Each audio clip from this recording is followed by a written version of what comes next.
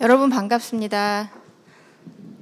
오늘 사단법인 녹색에너지전략연구소가 주최하고 한국에너지공단과 독일 연방정부 기후에너지보호부가 후원하는 국제에너지전환 컨퍼런스 기후위기 시대 한국의 에너지전환을 위한 과제에 참석하여 주셔서 진심으로 감사드립니다.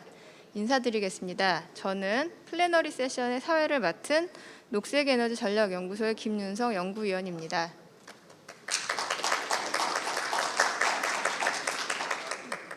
네, 오늘 행사는 플래너리 세션에서 동시 통역이 제공되고 있습니다.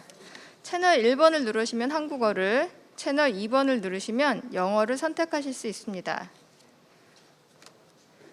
올 여름도 빈번한 폭우와 슈퍼태풍 등 기후위기의 징후는 어김없이 우리나라에도 나타났습니다.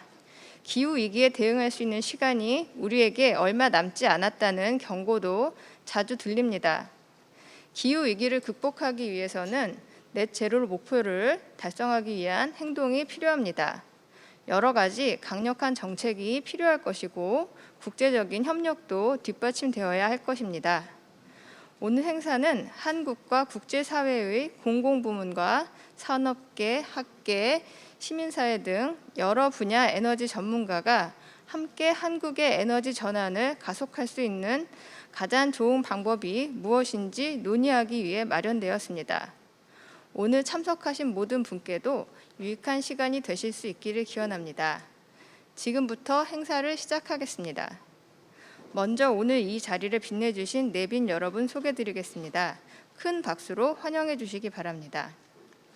한국에너지공단 이상훈 이사장님 오셨습니다.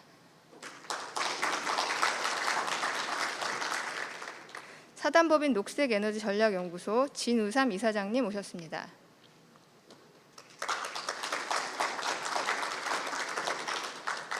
가천대학교 김창섭 교수님 오셨습니다.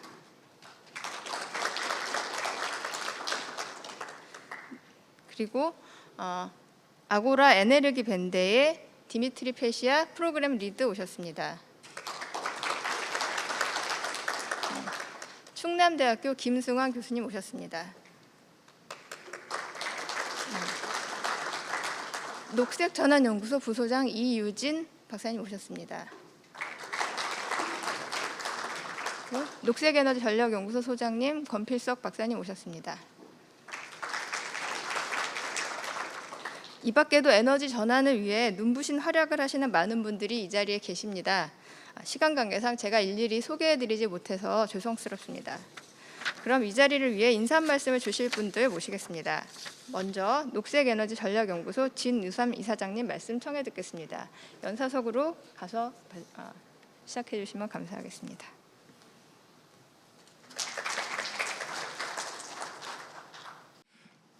안녕하십니까. 녹색에너지전략연구소 이사장 진우삼입니다. 우리 에너지 전환을 위해 우리가 어쩌면 꼭 가야만 할 여정을 함께하기에 오늘 저희 연구소가 개최하는 국제 에너지전환 컨퍼런스에 참석해 주신 여러분께 진심으로 감사드리고 환영합니다. 특히 오늘 컨퍼런스를 후원해 주시고 또 축하의 말씀을 해 주시기 위해서 참석하신 이상훈 한국에너지공단 이사장님, 그리고 바쁘신 가운데에서도 기조강연을 해 주시기 위해서 참석하신 독일 아고라 에너지 밴드의 디미트리 페시아 프로그램 리더님, 일본 자연에너지재단 미카 오바야시 소장님, 일본 환경에너지정책연구소 마카토 타지마 이사님, 그리고 직접 참석은 못하시지만은 영상 화상으로 조인하셔서 소중한 기조 강연을 해주실 중국의 주양 아고라 중국 고문님, 모든 분들께 깊은 감사의 말씀을 드리고자 합니다. 특히 오늘 프로그램 중에서 많은 토론과 발제 그리고 자장을 맡아주셔서 이 행사를 빛내주실 많은 분들께 또한 감사를 드립니다. 오늘 기조강연 이후에 라운드 테이블이 상당히 큰 의미가 있으리라고 생각됩니다. 우리 김창석 가천대학교 교수님, 그리고 이유진 박사님, 콤필석 소장님, 모두가 우리가 가야 될 여정들에 대해서 깊은 고민과 논의를 해주실 거로 믿습니다. 여러분도 아시다시피 지난주에 한국의 미디어들뿐만 아니라 주요 외신들도 한국의 재생에너지 관련 뉴스를 비중 있게 다뤘습니다. 바로 세계적으로 영향력을 가진 삼성전자가 아리백을 선언했기 때문이기도 합니다만은 많은 미디어들은 한국에서 재생에너지 공급이 부족하고 가격이 높은 현실 속에서 과연 기업들이 아리백이 가능할 것인지 이런 문제에 대해서 포커스를 맞추는 것도 있지 않았습니다. 바로 이 점이 우리 현실이 아닌가 생각합니다. 이제 에너지 전환은 재생에너지로 전환은 단순한 에너지 문제만은 아닙니다. 바로 기업의 생존의 문제이기도 합니다. 국제 투자자들은 탄소 배출에 책임 있는 기업들로부터 자금을 회수하고 글로벌 기업들은 공급망에 탄소 재료를 요구하고 있습니다. 이제 탄소에 의지하는 기업들은 더 이상 설 자리가 없다고 하겠습니다. 하지만 우리 재생에너지로 길은 우리가 100% 재생에너지로 가야 하는 길은 많은 해결해야 할 과제를 안고 있는 것 같습니다. 이런 이유에서 우리는 오늘 우리가 해결해야 될 과제가 무엇이고 어떻게 해결할 것인지 이에 대한 지혜를 모으고자 이 자리에 모인 것이 아닌가 생각합니다. 오늘 이 자리에서는 기후시대 한국 에너지전환을 위한 과제라는 주제하에 학계, 산업계, NGO, 그리고 정책 입안자 등 각 분야에서 권위 있는 전문가분들이 한자리에 하고 있습니다. 저는 이 컨퍼런스가 에너지 전환을 위한 학문과 기술과 시장 그리고 정책에 이를 것까지 모든 것들이 활발히 논의되고 지혜를 모아서 우리가 직면한 과제들을 해결할 수 있는 이런 방안들이 제시되기를 기대합니다. 끝으로 오늘 컨퍼런스를 준비해 주신 연구소 권필석 소장님을 비롯한 연구원 여러분들의 노고에 심심한 감사의 말씀을 드리면서 환영의 말씀을 맺습니다. 감사합니다.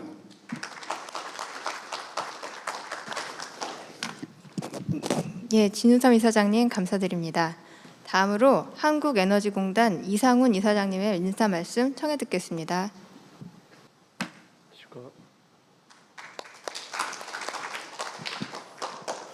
네, 안녕하십니까. 이상훈입니다.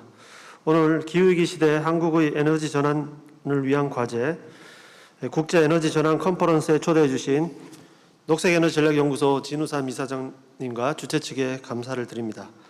또 영상으로 참여해 주신, 원래는 직접 방한하시려고 하셨다는데요. 독일 경제기후보호부의 패트릭 그레이첸 차관님께 특별히 감사를 드립니다. 그리고 오늘 이 국제 행사에 참여하기 위해서 멀리 이 독일에서 오신 디미트리 페시아, 그리고 일본 자연에너지재단의 오바야시 미카, 그리고 참석자들께 감사를 드립니다. 우리 모두 잘 아시다시피 탄소 중립이라는 의제는 전 세계적인 흐름이며 누구도 거스를 수 없는, 지체할 수 없는 시대적 요구입니다. 그간 온실가스 감축을 위한 국제사회의 노력은 활발히 이루어졌으며 작년부터 한국을 비롯한 일본, 중국, 미국, EU 회원국 등 140여 개국이 탄소 중립 목표를 설정하여 세계적 흐름을 형성하였습니다. 오늘 이 컨퍼런스는 공공, 민간, 학계, 산업계 등 다양한 분야의 국내외 에너지 전문가들이 한자리에 모여 한국의 기후위기 대응을 위한 에너지 전환 가속화를 논의하는 자리입니다. 얼마 전 한국을 강타한 흰남노가 남긴 상처는 컸습니다. 다시 한번 기후위기가 우리 가까이 왔다는 것을 실감하는 계기였습니다. 우리는 이제 기후변화의 시대를 지나서 기후위기 시대에 살고 있다고 확실하게 말할 수 있습니다. 기후위기의 시대를 넘어 기후재앙의 시대로 가기 전에 이 지구에 발을 딛고 사는 우리 모두는 당장 비상한 행동을 돌입해야 할 것입니다. 유엔사나 세계기상기구와 유엔 환경계획 등 여러 국제기구들이 연합해서 보고서를 지난 13일 날 공개했습니다. 그 보고서에 대해서 안토니오 구테르스 유엔 사무총장은 기후변화의 충격이 일찍이 경험하지 못한 파괴적인 영역으로 향하고 있다고 평가를 했습니다. 이 보고서는 온실가스 배출이 계속 늘어나는 가운데 각국이 지구온도를 산업화 이전 수준보다 1.5도씨 이상 오르지 못하게 제한한다는 전략 적용에 실패하면서 지구가 기후위기 티핑포인트 수준에 한 발짝 더 다가서고 있다고 경고하였습니다. 구테르스 총장은 유럽의 폭염, 파키스탄의 홍수를 예를 들면서 이 같은 재앙은 결코 자연스러운 일이 아니라고 강조한 바 있습니다. 보고서는 지난 7년은 역사상 가장 더웠던 기간으로 분석됐고 앞으로 2026년까지 역대 가장 무더운 해가 될 가능성이 93%에 이를 것으로 예상했습니다. 지구 평균 기온은 산업화 이전에 비해서 이미 1.1도씩 상승한 상태이고 2026년까지 1.7도까지 더 상승할 수 있다고 전망하였습니다. 유럽의 폭염과 파키스탄의 대홍수, 중국의 가뭄 같은 이런 대규모의 재난은 자연 발생적인 것이 아닌 인류가 그동안 화석연료에 탐닉한 대가라고 보고서는 지적합니다. 온실가스 배출의 약 30%가 현재 전기 에너지 사용에서 비롯되는데 이 비중은 전기화의 진행과 함께 더 증가할 것입니다. 예전에는 상상하지 못했던 많은 새로운 편리한 기기들이 인간의 노동을 대체하면서 전기를 더 소비하고 있고 또 수송에서도 전기차의 혁신이 이루어지고 있습니다. 우리가 부단히 노력을 하는 가운데서도 에너지 소비는 증가하고 있고 온실가스 배출은 늘어나고 있는 상태입니다. 이런 가운데 우리 눈앞에 닥친 기후위기를 해결하기 위해 전 세계는 재생에너지 보급을 획기적으로 확대하고 있습니다. 2021년 기준 세계 재생에너지 누적 설비 용량은 3,146기가와트에 달하였고 신규 발전 설비 대부분이 태양광, 풍력 등 재생에너지 설비로 채워지고 있습니다. 또 해외 주요국들은 온실가스 감축, 탄소 중립 달성 등 기후변화 대응 핵심 수단으로 재생에너지 확대 계획을 연이어 발표하고 있는데 독일의 경우에는 2035년까지 총 전력 수요의 100%를 재생에너지로 대체하겠다는 전환 계획을 발표하고 추진하고 있습니다. 한국도 이런 흐름에 맞추어 재생에너지 보급에 박차를 가하고 있는 실정입니다. 2021년 말 재생에너지 설비 용량이 드디어 30기가와트에 달하였고요. 현재 약 8% 수준으로 다른 OECD 국가에 비해서는 재생에너지 발전 비중이 낮지만 2030년 더 높은 목표를 향해서 보급을 확대하고 있습니다. 최근 공개된 제10차 전력수급 기본계획 초안에 따르면 2030년 재생에너지 발전량 목표는 약 22% 정도로 제시되었습니다. 2030년 그리고 2050년까지 이어지는 재생에너지의 주류 전원화, 주류 에너지 원화를 위해서 세 가지 정도 강조를 하고 싶습니다. 먼저 대규모 보급이 가능한 풍력 발전에 대한 전폭적인 지원과 확대입니다. 현재 국내에서는 재생에너지 보급이 약 90% 정도 태양광에 편중되어 있는데요. 이것을 좀 균형 있게 조정하고 개선할 필요가 있습니다. 그래서 덴마크 에너지청처럼 풍력 발전을 촉진했던 그런 역할을 한국에너지공단이 좀 더 열심히 해야 된다고 생각을 합니다. 두 번째, 개통이 받쳐주지 않고 설비 용량만 확대해서는 결국 개통 부담으로 출력 제한 사태를 빚을 수 있기 때문에 개통 요건을 먼저 고려한 그런 보급 정책입니다. 접속 지연으로 인한 발전 사업자들의 피해를 해결할 수 없고 또 지속적인 투자를 기대하기 어렵다는 점을 우리가 직시를 해서 개통 문제에 대해서 개통 확대를 위한 논의에 우리 이 어떤 노력을 집약을 해야 될 것이라고 생각합니다. 마지막으로 국내 산업 발전과 함께 재생에너지 보급 확대입니다. 개인적으로 가장 중요한 포인트라고 생각하는데요. 지금 말씀드린 것은 지금 말씀드리는 국내 산업 발전은 두 가지를 포함하고 있습니다. 먼저 대형 풍력 터빈 실증,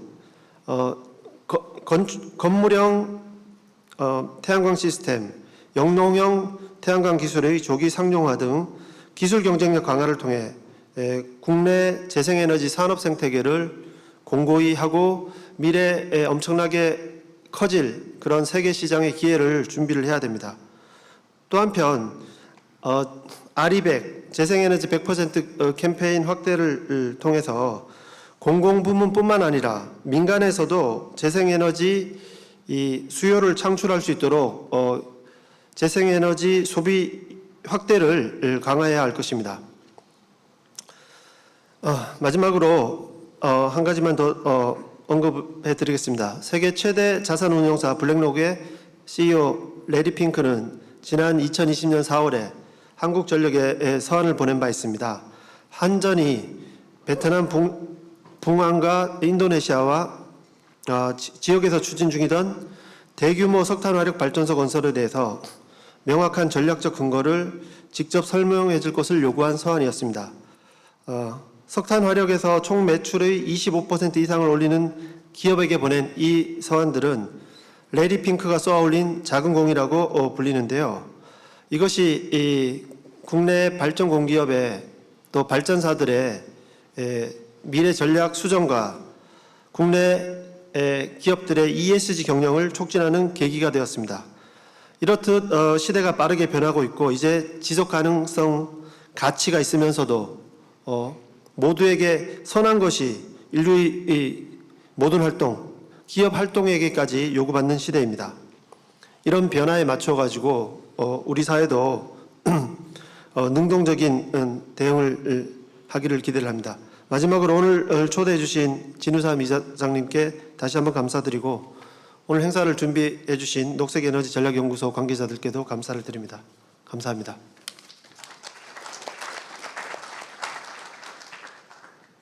이상훈 이사장님 감사드립니다. 다음으로 독일 경제기후보호부 패트릭 그레이첸 차관님의 인사 말씀 청해 듣겠습니다. 그레이첸 차관님께서는 부득이하게 이 자리에 참석하지 못하셨습니다. 대신 녹화 영상을 보내주셨습니다. 영상 함께 보시겠습니다. Dear Sang-hoon Loon, dear Osman Jun, dear ladies and gentlemen, this summer we had to learn once again that the climate crisis is not an abstract concept anymore. We in Europe experienced unprecedented heat waves and droughts. And we see it all over the world, heavy rainfalls in Korea, in Pakistan, claiming lives and destruction. Therefore, confronting the climate crisis is a top priority of the German government and of the EU as a whole. Despite the ongoing energy crisis caused by Russia's war of aggression against the Ukraine, we stay committed to our long-term goals in line with the Paris Agreement. And we have taken measures to accelerate the energy transition, because anything that brings us away from Russian coal and gas imports is also good for the climate crisis. For this means we're ending coal-fired power by 2030 in order to become climate neutral by 2045. We will aim for 80% renewables in our electricity by 2030. And we will ramp up efficiency and electrification to go down the climate neutral path. Currently, we're increasing the use of coal and LNG just for the next 2 winters in order to become more independent from Russian imports of gas. But this is only a temporary measure. It doesn't change our 2030 commitments. It will increase what we're doing on renewables and green hydrogen. The economic opportunities of a green transition are key. Climate crisis and energy security will accelerate the transition into a climate-neutral economy. It would be short-sighted to underestimate the growth potential of green technologies. Green hydrogen has become even now more competitive with regards to its fossil fuel alternatives than we thought 5 years ago. So we will speed up that process as we see power prices for renewables coming down. As technology powerhouses leading in some of the most important sectors, our 2 nations can become the forerunners of the economy of the future, ensuring economic success, creating new jobs, and providing the solution this world needs to overcome the climate crisis. I'm therefore very glad about our joint commitment to net zero, as well as our successful and close cooperation. Today's conference and our joint energy partnership is a good example for the collaboration we need on this globe. Dear ladies and gentlemen, the transition to a renewable energy system and a net zero economy sometimes appears to be a daunting challenge. But even though the road ahead might not always be easy, I'm convinced it presents an unprecedented opportunity. Embracing a bold transition to a net zero future allows us to avoid the worst consequences of the climate crisis and to build an economy that is not only good for today, but also for our kids, creating new jobs and ensuring further progress for the next decades. On behalf of the German government, I can say we support Korea's effort towards a more ambitious energy transition, and we're looking forward to an ever closer collaboration in the future. Thank you very much.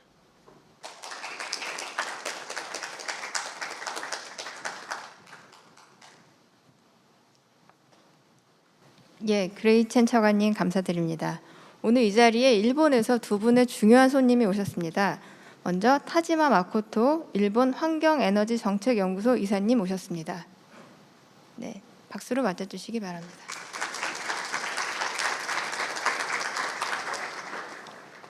다음으로 오바야시 미카 일본 자연에너지재단 소장님 참석하셨습니다.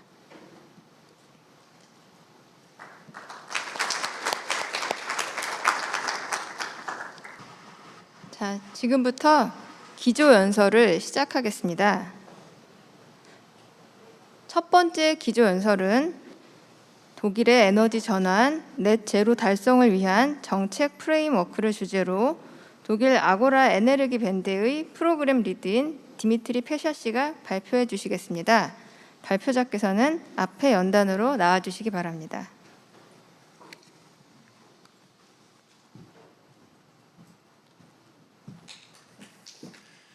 Good morning, everyone.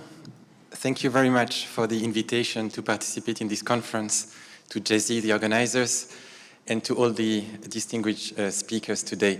It's my pleasure to give you a snapshot a bit about the evolution of Germany after our Secretary of State, Patrick Reichen, has already highlighted some of the road ahead.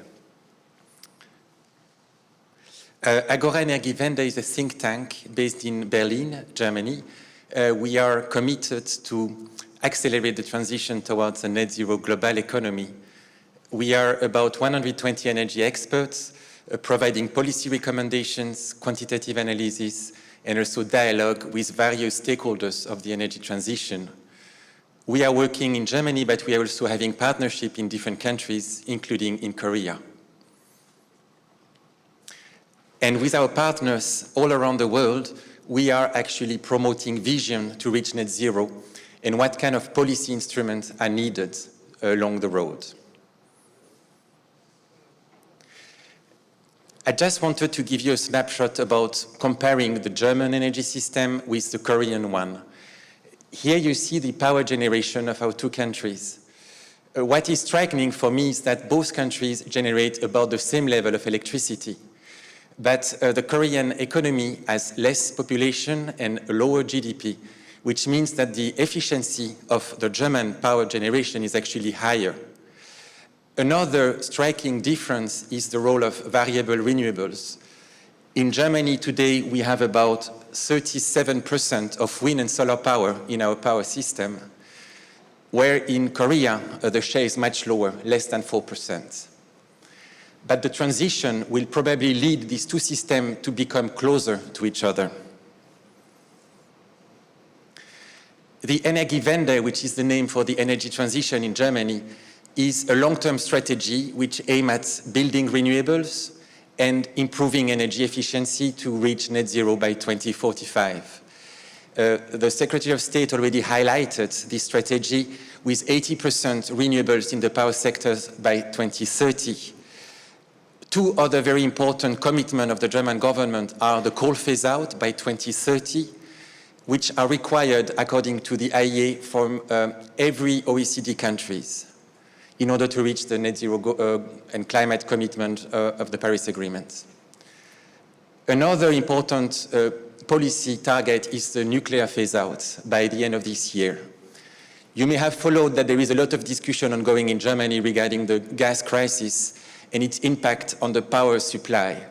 So after a long discussion, it was decided to keep two power plants as a reserve only for a couple of additional months. They will be closed down next year. As you can see here, the progress over the last decades have been quite impressive in Germany in terms of renewable energy development. And you see also the phase out of coal and the phase out of nuclear. But what you can see also is that the share of gas actually has increased over the last few years. And gas in Germany was supposed to be a bridge technology. However, in the context of the current crisis, this rationale is actually changing. And you see here the CO2 emission reduction of the German energy system over the last 30 years. In average, Germany is meeting its 2020 targets, but mostly because of the pandemic. And in order to reach net zero by 2045, the efforts will need to double. It means every year Germany needs to reduce emission twice as much as it did over the last 30 years. So the efforts are extremely significant. I was mentioning the gas crisis, and I think this is a turning point in the energy policy discussion in Europe. You see on this graph the increase of electricity and gas prices in the European and German markets. And as a consequence of the invasion of Russia in Ukraine, the supply has been very shortened in Europe, and the gas price is skyrocketing. We accept this price to go back to a normal only in 3, 4, or even 5 years from now. So there is a very strong momentum to reduce dependency of our economies on fossil fuel supply. And the German government decided to phase out totally its import from gas from Russia by the mid of 2024, so in 2 years. But in the context of the crisis, the government adopted a couple of emergency measures.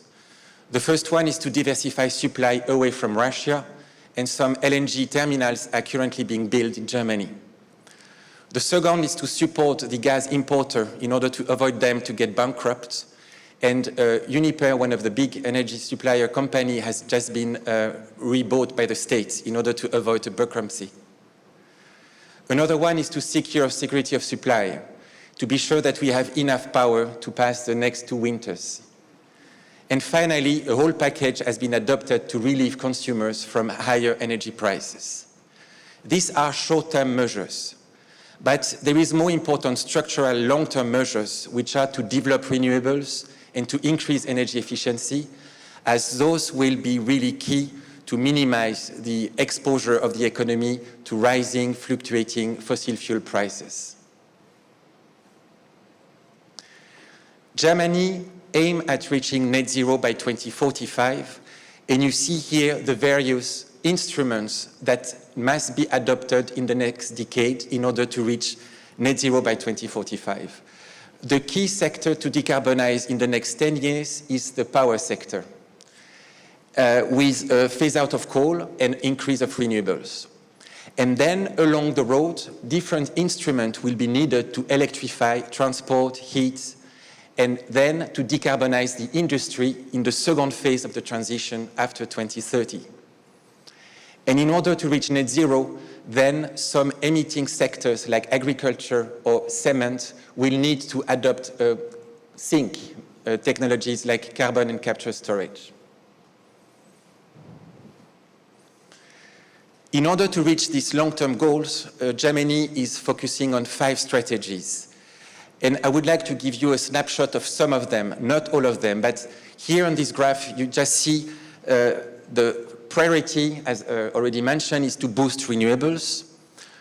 The second one is to phase out fossil fuels, as I said, by 2030, ramp up energy efficiency, electrify transport and heat and some industry processes, and finally, to push green hydrogen in the sectors which cannot be electrified.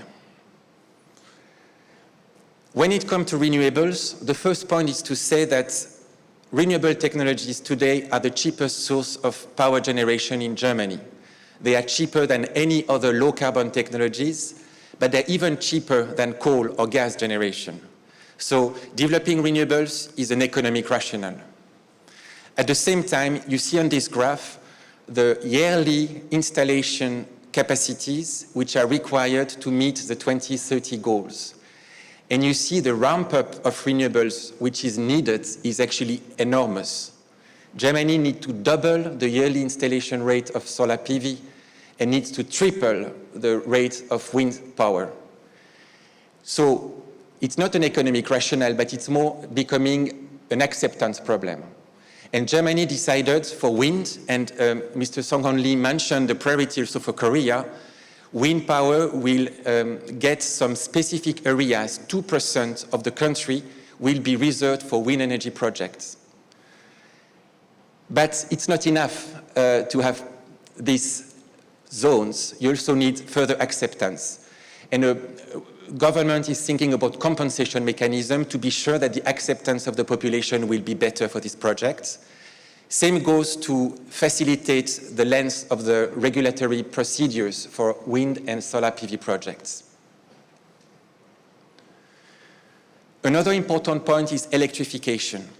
Electrification becomes the backbone of the energy transition because renewable electricity is the most efficient use of energy to decarbonize heat and transport. So wherever you can electrify, you should electrify based on renewables. So the system of the future become much more interconnected and electricity become its backbone. However, there is some processes which cannot be electrified, and this is where green hydrogen will become a key technology in Germany. And you can see here the hydrogen demand, which is expected over the next 30 years. And you see it is mostly in two sectors, in the industry sectors, cement, paper, chemicals, but also in the electric sector, because in Germany we have actually a hard winter, so we need some storage, energy storage, and activate backup technologies in the winter, which in the future will be hydrogen ready.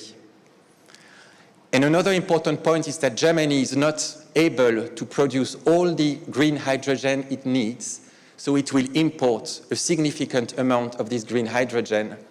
Actually, about 2/3 of the hydrogen consumed in Germany will be imported from countries which have better wind and solar resources. So, this is the main takeaway from my presentation. The German Energiewende is a long-term energy strategy which aims at building renewables and reduce energy demand, and phase out coal and nuclear. In the beginning of the history of the Energiewende, the focus was very much on the power sector, and the priority was to develop renewable electricity. Now, the power sector becomes the backbone to decarbonize the other sectors through electric vehicles, through heat pumps. Despite the crisis, the government is committed to move forward, and actually, climate protection and energy security go hand in hand. What is good for climate is actually also good to minimize the exposure to fossil fuel imports. Having said that, I think the challenges are quite important. Reaching the 2030 target will be a very strong effort for the German economy. It needs to ramp up renewables very significantly, and also shift the sectors in building and in transport as to allow also for decarbonization in these sectors. I just finished with this thought. This is basically the trajectory of Germany in terms of renewable electricity.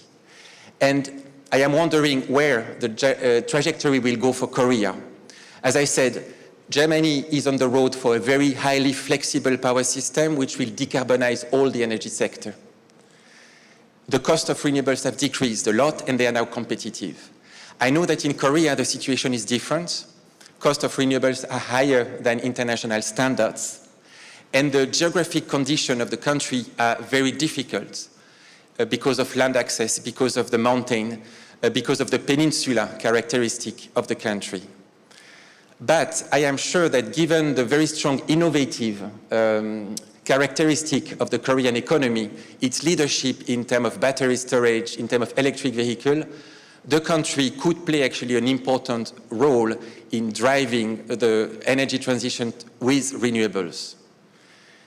And these technologies will actually be a major industrial advantage in the future. So I believe the green energy transition based on renewables can also be an important component of the decarbonization strategy of Korea. And I wish that you will have a lot of success with this development. I thank you very much for your attention and look forward for the discussion. Thank you.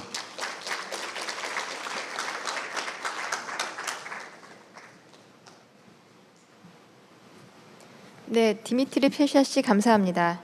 다음 연설은 일본의 재생에너지 100% 달성을 위한 에너지 전환 가속화 방안을 주제로 일본 자연에너지재단 소장 오바야시 미카 씨가 발표해 주시겠습니다.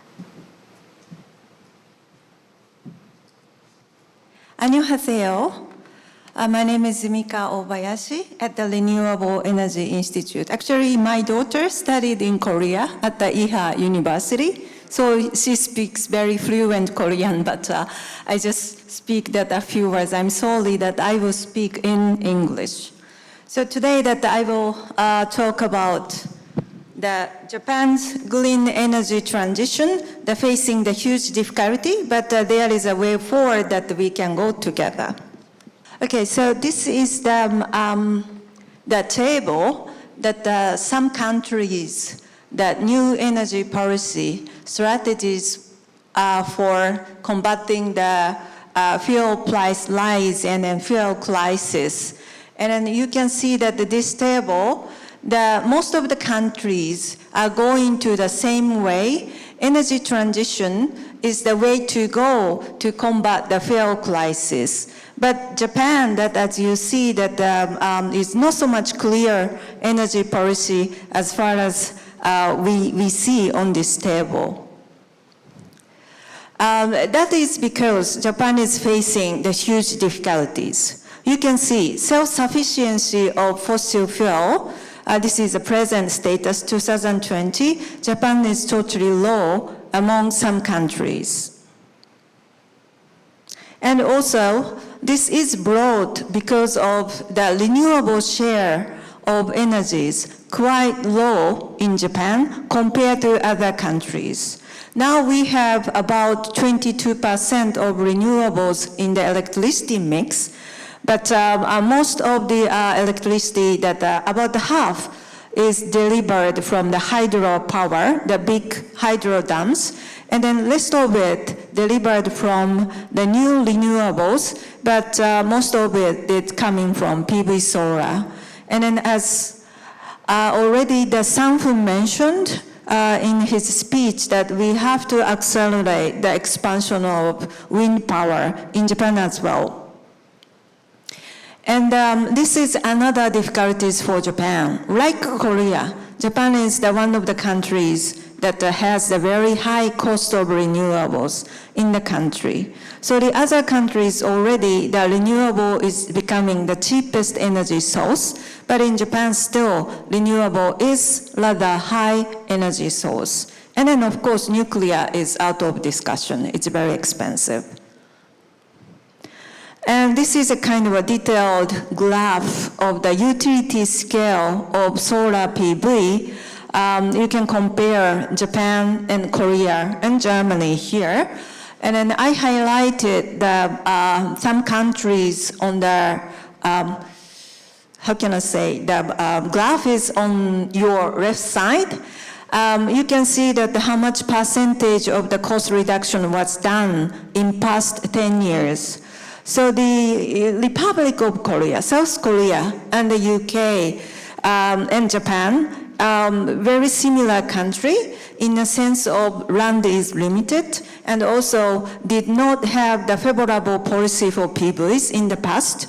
But you can see that even Korea and the UK, that you are reaching about 90% of cost reduction in terms of the PVs. But still Japan is quite slow in the reduction of the cost of PVs. But another thing that we can say is that in Japan, the cost of mechanical installation and also electrical installation, those are the cost for the, how can I say, the construction, and then, so those costs are the major part of installing the utility scale of solar. So if we can reduce those costs, the cost of PV solar installation in Japan dramatically will decrease. And this is the kind of another figures. You can see that because of the fuel crisis, coal and LNG price are really soaring in Japan as well. And those kind of deficit exceeded the first half of 2002, which was the largest ever. So we are paying a lot of money for importing the fossil fuel from other countries. And then those kind of, the deficit is the huge burden for the national public that in Japan. And this is the kind of where the Japan's greenhouse gas emission come from. You can see about the half of the emission coming from thermal power plant and also the factories. And then only 130 facilities and factories are emitting about the half of Japan's emissions. Japan's emission is represented 3% of the global emission. So it means 1.5% of the global emission are coming from this 130 big facility and factories. And then this is a kind of a top 10 emitters. You can see the coal-fired power plant and also steel industry are emitting the most of the Japan's greenhouse gas emission. So the measures has to be taken on those kind of a big scale emitters. Then the influence of reducing the greenhouse gas emission is quite significant. And around the globe, as already mentioned, renewable is becoming the cheapest energy source. I have been working in this field like about 30 years or something like that. And then I have been a great fan of wind power because wind is big and then wind is promoting a lot of electricity and wind is competitive. But you can see now the solar PV, which was the most expensive energy source, is becoming the cheapest energy source from 2018. So even 4 years ago that the solar overcome the wind power, and then wind and solar together is now the cheapest energy source. And then on the left side, that is a global PV solar expansion. It's already reached 850 gigawatt. And then on the right side, that this is Japan's growth of solar PV. I think that it's great. And then at the end of last year, it reaches about 74 gigawatt. It's almost 75 gigawatt now. And then that I'm sure it will reach 80 gigawatt by the end of this year. This is a kind of a example that if the right policy is implemented, that we can achieve this kind of thing. And then this is a wind power that globally that it reaches that 825 gigawatt. But Japan, that you can see that I mentioned the solar is now 75 gigawatt, but the wind is only 4.5 gigawatt, less than 5 gigawatt. I think that this is another example. If the right measures are not implemented, then the renewable energies cannot be installed in fast way and then in scale. So I just explained that some of the reasons why the wind is really lagging behind in Japan, but maybe that you can refer that afterwards, and then I skip to the another slide. And this is a comparison again. So Japan started like expansion of renewables after 2011, and then that we can increase 10% of renewable energy, mainly from variable renewables, mainly from PV solar. But compared to other countries, starting from 2000, the other countries, for example, Germany and the UK, those two countries do not have the major source of hydropower. So a few percentage of renewables at the time of 2000, but they increased really rapidly and then almost reaching the 50% of electricity coming from renewables now. So Japan increased 10%, but it's not the major thing that it has to be done in a scale with the speed. And then if the right measures are implemented, that we can accelerate the renewables in such a way. But still, Japan's target for renewables is really legitimate, that I have to say.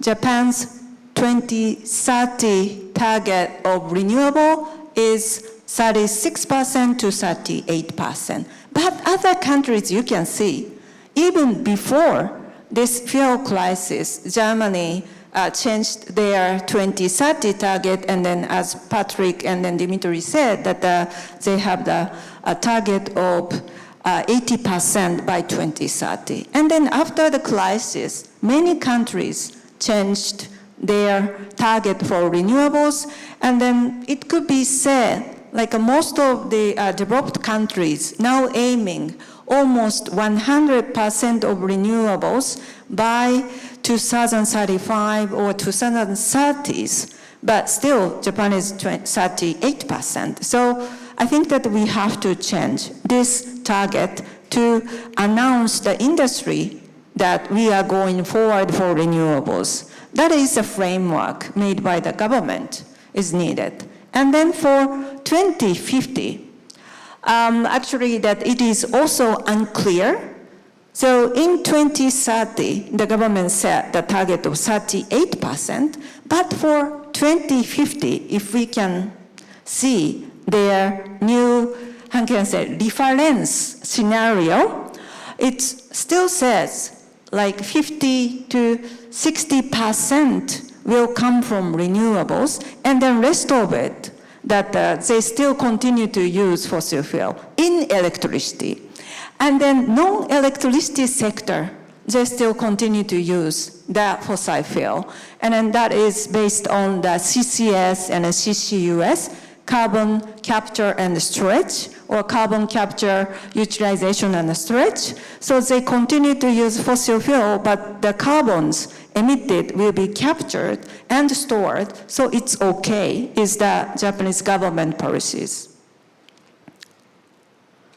And this was a kind of a snapshot of our Prime Minister Kishida, that his announcement at the COP26 last year, that he said, and the Japanese government said that Japan will help Asian countries to reach decarbonization with zero emission thermal power. So the zero emission thermal power is the new term that used by the Japanese government. It says like a thermal fossil fuel power plant with CCS or CCUS. So the carbon will be absorbed and stored, so that power plant will be seen as carbon zero emission, but still based on the fossil fuel. And this is our kind of a graphics and then images that if the thermal power plant with CCS, and then also that we have to see that it is zero emission. It has to be like, it's really far away to go for the CCS thermal power plant. And then also, CCS-fired power truck record is not so much remarkable. There is only one CCS power plant in the world that is run in Canada. And then that they say that 100% of carbon emission will be captured, but actually the 60% is the record of capturing the carbons. So this shows like a CCS with the thermal power plant does not work properly and they still emit the carbons from thermal power plant. And then also Japan has a huge difficulties with CCS and CCUS because there's not so much the favorable land for Japan to store carbon. So that the government is thinking about the absorbed carbon will be exported to Asian countries. And then for that, the estimation is that we need about the 5,000 vessels need to export the carbon that we captured and then try to send it to Asia. So the whole region has to reach the decarbonization, but for us, this is just a policy to prolong the use of the fossil fuel in future, and then try to say that the carbon will be captured and stored, it's okay, but it's not happen. And then it will be very expensive. And also, the last month, the Japanese government suddenly announced the plan of exploring the additional new nuclear power plant. and then also prolong the lifetime of the nuclear from 40 years to 60 years. But actually, this kind of announcement does not based on the detailed discussion, and also there's no law framework were prepared for implement this kind of thing. So we are quite doubtful about the government and then Prime Minister's announcement to go for the nuclear power plant still. But on the other hand, that I have to say that even in Japan, the cost of renewables are declining. And then that we see that the cost of the solar power PV will reach about 6 cents per kilowatt hour by 2030. And then I understand this is a double price, which is already realized in Europe, but even in Japan, that the cost of renewables are declining. And then this is a kind of an era that renewable cost is declining and then fuel price is soaring. So we have the huge opportunity for the energy transition. This has to be the way to go.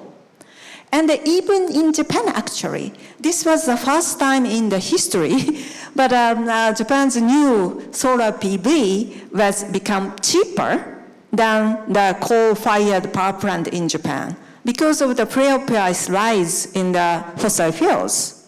So we have to catch this opportunity to accelerate renewables in Japan. And then that at the beginning, it was mentioned the RE100, and then actually Japanese companies that, as a group, is a major group of the 100% community. About 66 companies already joined. That is a kind of a new wave from the demand side to demand the generation side to accelerate renewables. And then another new policies are like a city level. Tokyo Metropolitan Government and the city of Kawasaki announced to implement the solar PV obligation for new housing in Japan. So of course that we have huge potential of renewables, but the land is limited. And then I think that the rooftop solar is one of the major source of electricity that we have to go. I think that Tajima-san will talk about agri solar, so I will skip that, but Japan also has that opportunity. And then wind power, we have the huge potential of offshore wind. I think that as much as Korea has the huge potential, but Japan has the enormous. Actually, the IEA estimated 9 times size of the electricity demand current in Japan could be supplied by offshore solar. So it's a kind of a way that we have to go. And then also, the people say solar PV and the wind power really fluctuated, but not that I just put Japan on the map of Europe. In Japan, that we have 10 different incumbent utilities, and then they are obliged to adjust the demand and supply in their own region. So the regions are not well connected to supply the electricity as a whole Japan. For example, we had some blackout possibility in this March and in this June, but in Tokyo area. But the west side of Japan, that they had enough electricity. So the inter-regional transmission system, if this is smoothly managed and operated, that we can share a lot of renewables from Hokkaido area, a lot of renewables from Kyushu area, and then that we share those electricity as a whole in our country. And that this is a scenario of Japan that we made. So Japan has the 2030, they have 36 to 38%, but we have the scenario more than 45%. And then in this scenario, 2030 scenario, we put that the 50% will be provided by gas, because we try to phase out coal and nuclear. But I think that this has to be much more accelerated for renewables, that we are now working on renewal this 2030 scenario. And then 2050, together with Agora Energiewende and the Lappeenranta University, we did that we can go for 100% of renewables. And so renewable energy scenario 2050, that we will increase the renewables that accelerate the almost 100% of the solar, the renewables and the electricity. And then if we have the 100% of electricity from renewables, it means 200 or 300% of renewables in some times. So the surplus of that renewable energy will be used to make hydrogen or the synthetic fuels, and to be applied for heavy-duty industry or heavy-duty transport. This is a thing that we are promoting, and maybe we can discuss further at our panel discussion. Thank you very much, and then I look forward for the lively discussion today.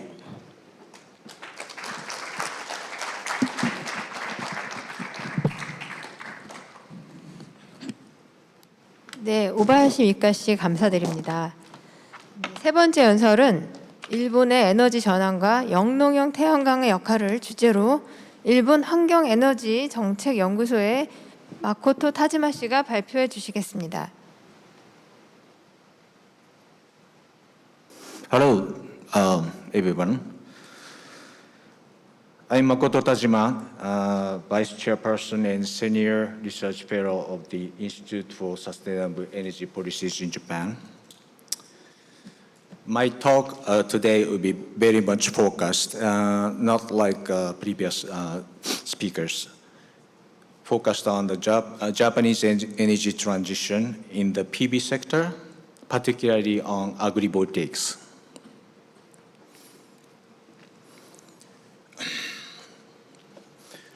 First, I briefly touch upon the background of my talk, and then move on to green transformation in Japan, and agrivoltaics, and the role of agrivoltaics in Japanese green transformation.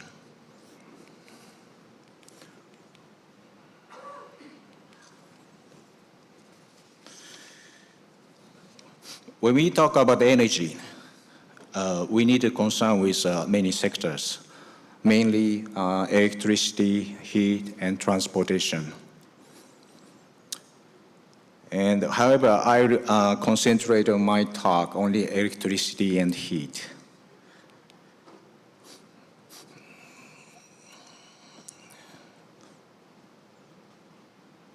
But nothing about transportation, though it is also very important in decarbonization and energy transition.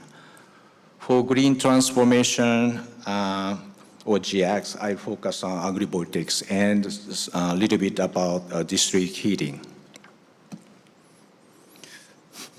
As all of you may know, by now most people may agree that green transformation is inevitable. We will replace fossil fuel-based energy systems with more sustainable, renewable resources.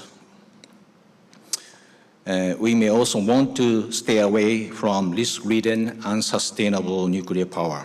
There is no doubt that solar PV and wind have become a principal energy source starting in the past decade.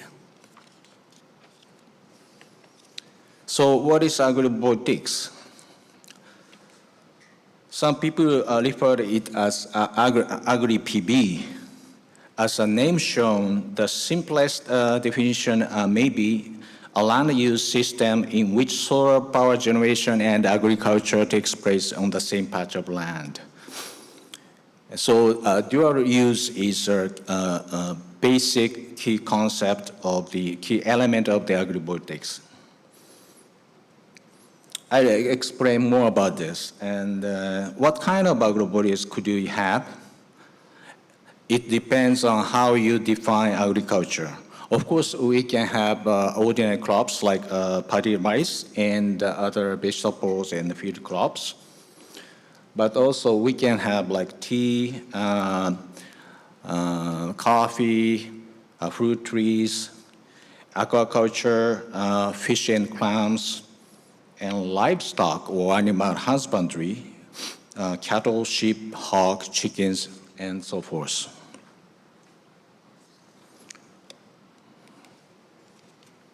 Okay. So I'll explain a little bit about the green transformation in Japan. Ms. Obayashi already talked about this in details, so I particularly review it from the point of view of agrivoltaics. The feed-in tariff and directives issued by the Ministry of Agriculture, Forestry, and Fisheries, or MAF, in short, significantly impacted on the proliferation of agrivoltaics in Japan.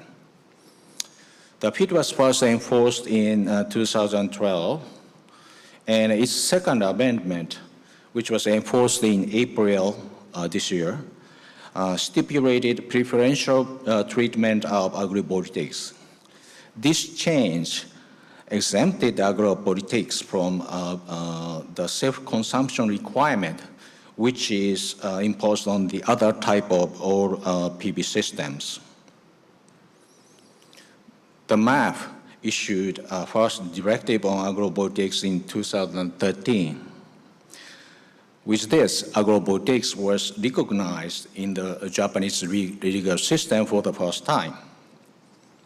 And the agrivoltaics was allowed only for 3 years at that time until the second directives in 2018 extended it to 10 years on specific cases.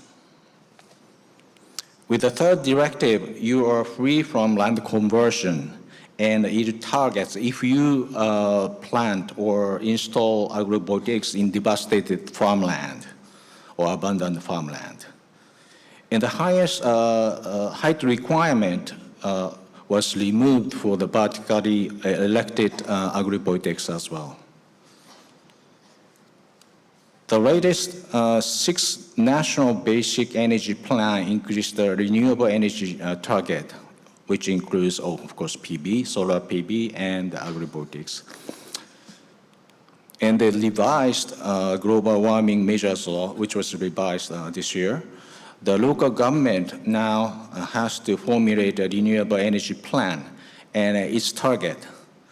This makes us, the local intervention, more effective, so we can work with the local government on the ground.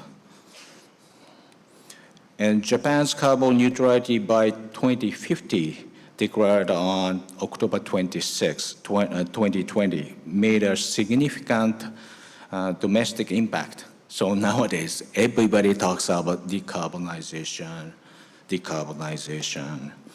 in Japan. The task force for review of regulations of renewable energy, which Mika Obayashi was a part of, played a valuable and influential role in speeding up this process. And now, the Ministry of Environment took a bold move. It launched a large-scale grant program to accelerate the decarbonization of Japan. This scheme, starting from this year, the Ministry of Environment initiated a large sum grant program to achieve Japan's carbon neutrality. The ministry selected 100 leading municipalities and grants 5 billion Japanese yen or 35 million US dollars because of wind is getting weak, okay, per municipality for 5 years. So those municipalities were expected to become models that others can follow. This program aims not only to accelerate decarbonization, but also to promote first, disaster prevention and risk reduction, and then circular economy, local economy and environment, and the comfort and convenience of the local residents or people.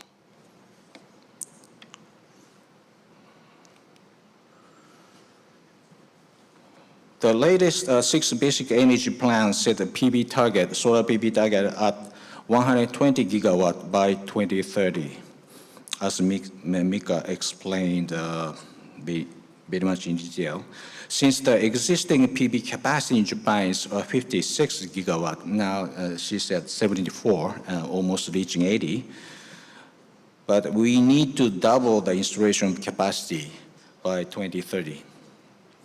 For that, we need to develop new facilities. Among these, agrovoltaics can be erected at least in positive zoning area and devastated farming area, which totals about 8 gigawatt, or 30% of the additional installation.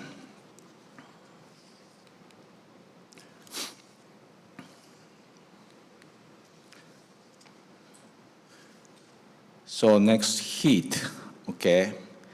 Heat is measured but often neglected energy use in the decarbonization debate. At least in Japan, we do not talk much about heat, no heat policies and so forth. So everyone talks about electricity, but not much about heat. Do you think that is correct or right? This is in energy consumption in Japanese household, not the industry, okay, not transport. As you can guess, domestic heat consumption is higher in northern part of Japan, northern regions, as compared to electricity. Almost 74% in Hokkaido, 62% in Tohoku region. Tohoku is northeast region. And the national average is 52%. So this figure is derived from energy sources, LNG, LPG, and kerosene. And the kerosene consumption is particularly high in Hokkaido, 59%, and 44% in Tohoku. So, of course, if you can electrify everything, it's okay. But we developed the district heating project under MOE's scheme. It will be installed in Ongata village in north part of Japan. And Ongata is producing rice producing country, so they have abundant rice husk wasted materials. So we use these underutilized rice husk to produce hot water sent to users through the heat pipes. We collaborate this with Danish counterparts. So forced district heating is a community-wide, municipality-wide heating networks. Like you have gas or domestic water pipeline, you have hot water pipeline in your neighborhood.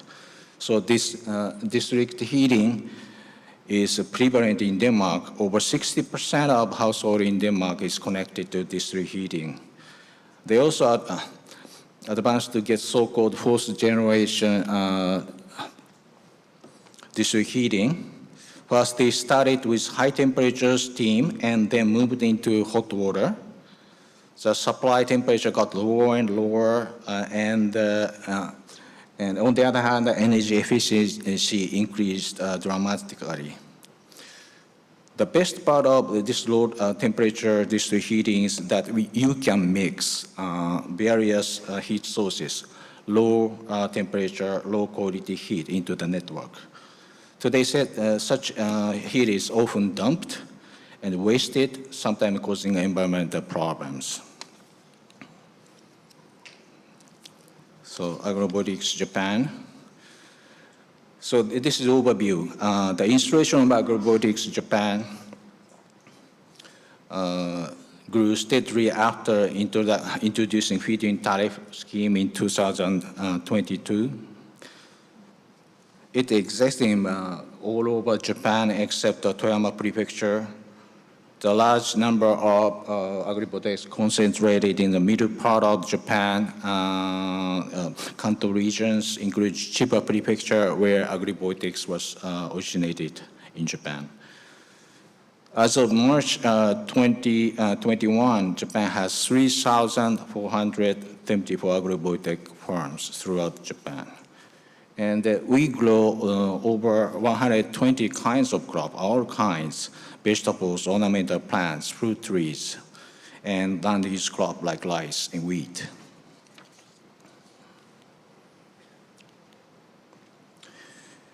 And Japan's farmland is classified into 5 classes. Okay. And then you can install agrivoltaics in all classes, while only solar parks can be installed in the first 2 classes.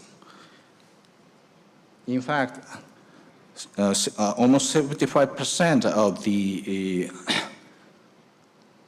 agrivoltaics farms takes place in the best farmland, and 10% of agrivoltaics in the devastated farmland.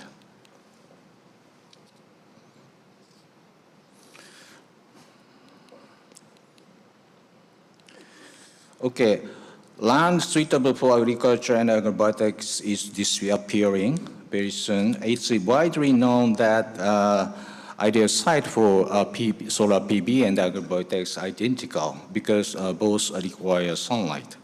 So suitable land is rapidly disappearing. Particularly, this is going to be a particular problem small mountainous countries like Japan and Korea.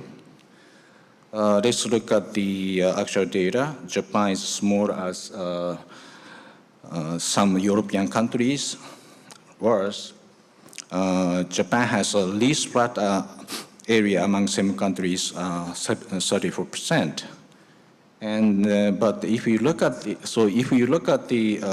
PV density, in the flatlands is already highest, more than twice of Germany in the second place.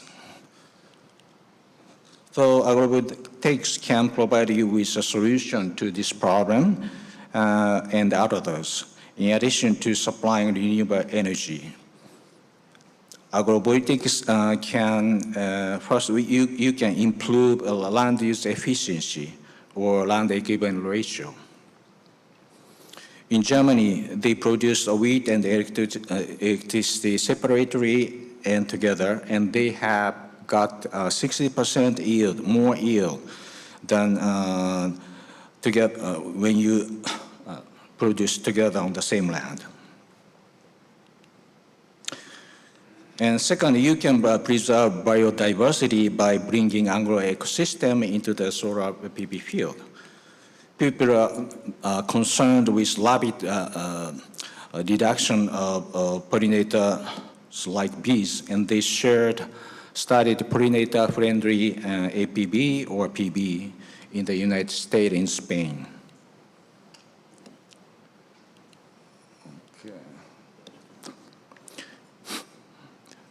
And third, you can protect crops against severe weather, climate change.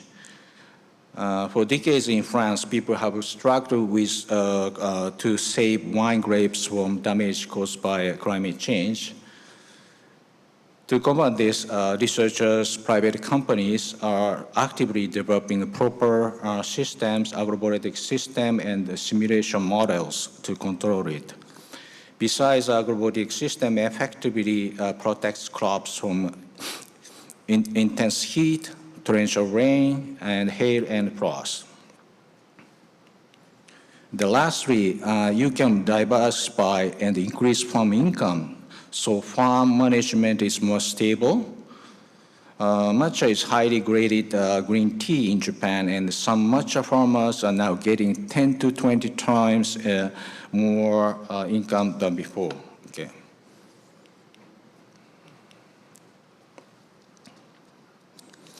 Okay, last 2 slides. let's look at the practical example in Japan. Two examples. The grazing landscape may soon change this way. The bifacial panels can be elected to be free from snow damage.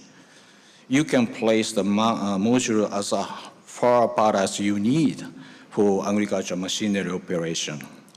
This setup also translates to increased annual income from electricity generation. As you know, the generation peak comes around midday in the conventional south-faced module setup. By bifacial, you can have a generation peak in the morning and in the afternoon, where the electricity prices and the demand is highest. So you can get extra income from the market. This system is already practiced in Germany, but now we have just introduced the first plant in Japan in Fukushima. We localized the system in partnership with German counterparts to match the climate and regulations of Japan. Okay, last example. Okay, this is a new innovation. This is a already patented technology in company in Chiba. It's mainly developed for paddy rice, which is Japan's most widely cropped staple food. We already had a narrow width PV module at the beginning, but the innovation went further to even narrower module, having only one cell. It's developed in collaboration with ENEOS. The module is strong enough to withstand the harshest wind load in Japan, 50 meters per second. Mounting frame is so strong that it does not require any diagonal supports. No exposed wiring necessary to join two modules. Because of its light weight, you need lesser materials for mounting frames, and it supports easy and fast assembling. All of these translate to lower cost, at least 30%, super resilient structures against harshest wind, snow load, earthquakes, and most importantly, it is compatible with shade-intolerant crops like rice. Okay, so we may want to redefine agrovoltaics. A rational land use system where solar PV and agriculture takes place on the same land, which can activate green transformation while solving various social, economic, and environmental issues. We can apply this system in various geography, farming systems, terrains, wide range of scales, and from community-based to commercial scale. This can be all done while solving various socio-economic problems. So this is core nature of agrivoltaics. Thank you for your attention. Should you have any questions, please approach me. Thank you.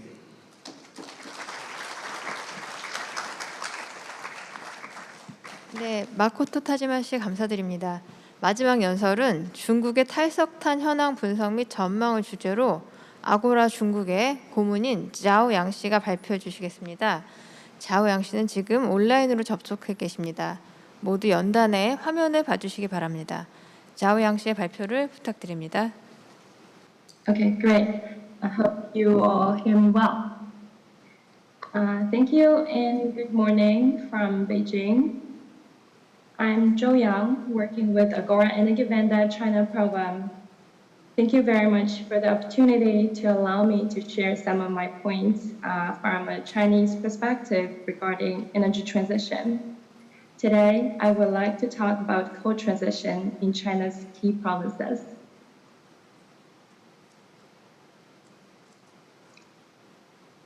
First of all, let's take a quick look at the overall picture. As you all know, in the recent years, more and more countries have committed to net zero targets. And China became one of them in 2020. China pledged to peak its carbon emissions before 2030 and achieve carbon neutrality before 2060. Based on the mid to long-term targets, a more concrete and shorter-term goal was announced in 2021 with the release of China's 14th five-year plan. The goal is to build a modern energy system nationally. You can see the map on the right. It includes 9 clean energy bases with non-fossil fuels playing a key role. The 14th five-year plan covers from 2021 to 2025. These 5 years are the first phase of the plan, which is to prepare the infrastructure. According to the World Forum Offshore Wind, in the first half of this year, 33 new offshore wind farms went into operation, and 25 of them were in China. With these goals of different phases, let's see where China stands now. Like the rest of the world, the decarbonization transition in China was unfortunately slowed down by the COVID. China's carbon emissions rebounded significantly. As you see in the left figure, the year-over-year annual growth of carbon emissions jumped to 5.5%. This is a record high in the past 10 years. But the good thing is that the structure is still changing. The figure in the middle shows the breakdown of primary energy consumption. The 14th five-year plan aims to achieve 25% of non-fossil fuel consumption by 2025, compared to 15% now. And the share of non-fossil fuel generation in power mix in the right figure you can see is expected to almost double by 2025 from now. Okay, then let's dive deeper into the regions. The largest challenge for China's energy sector is the geographic imbalance of energy supply and demand. The 5 provinces in blue, you can see on the map, produced 80% of the country's coal. They are all landlocked provinces in the north, northwest, or western China. However, their GDP only accounts for 10% of the national total.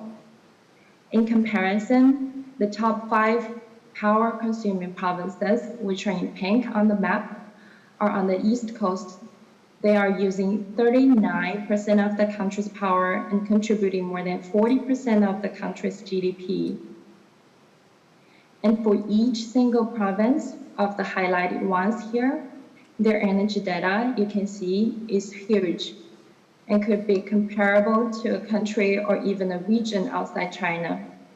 On the map, I called out Shanxi, where Agora's work is focusing on. It produces twice as much coal as the EU does. And Shandong, on the right, the coastal province here, only 400 kilometers from Seoul.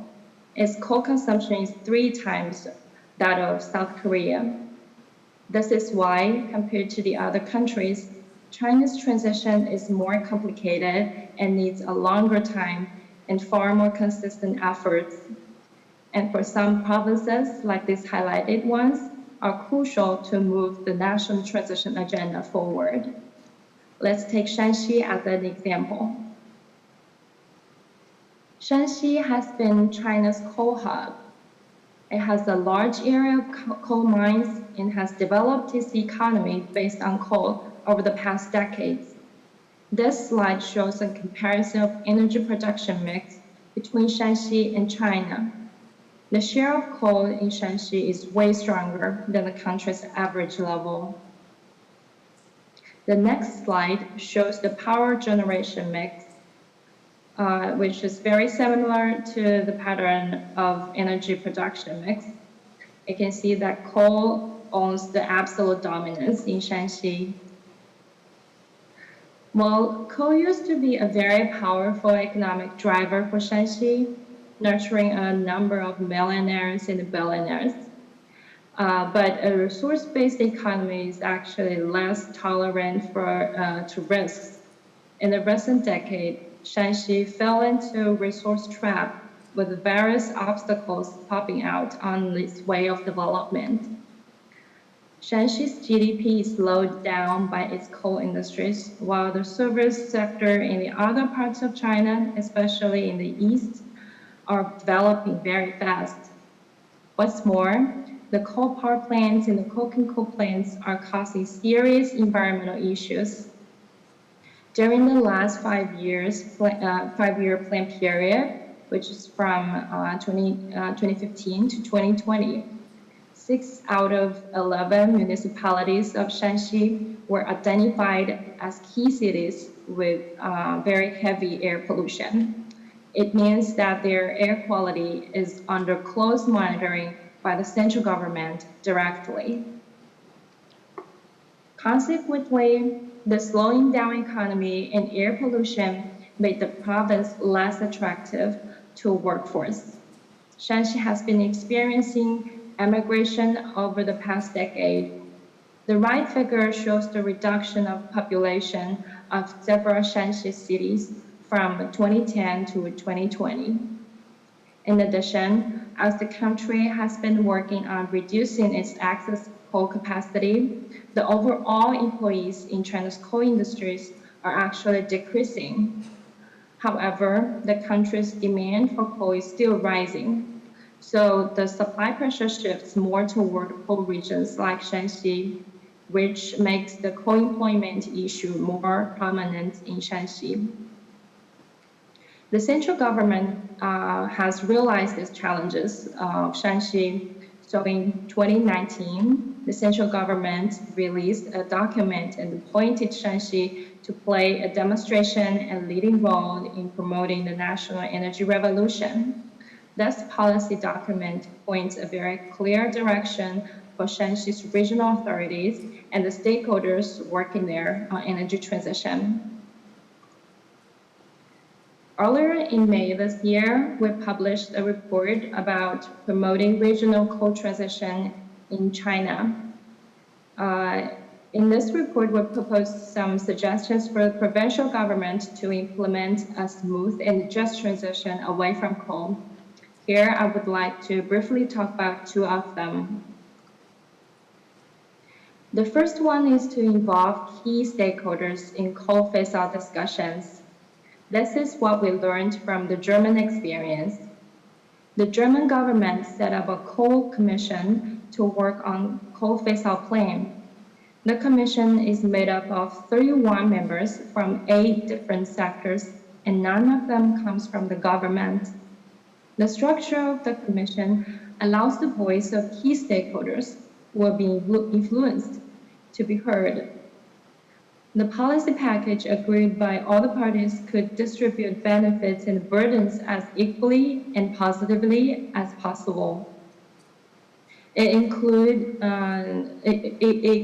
largely reduce the potential barriers during the implementation of the plan. If the transition plan, imagine, is just an administrative order, it will be very hard for the stakeholders to take real actions.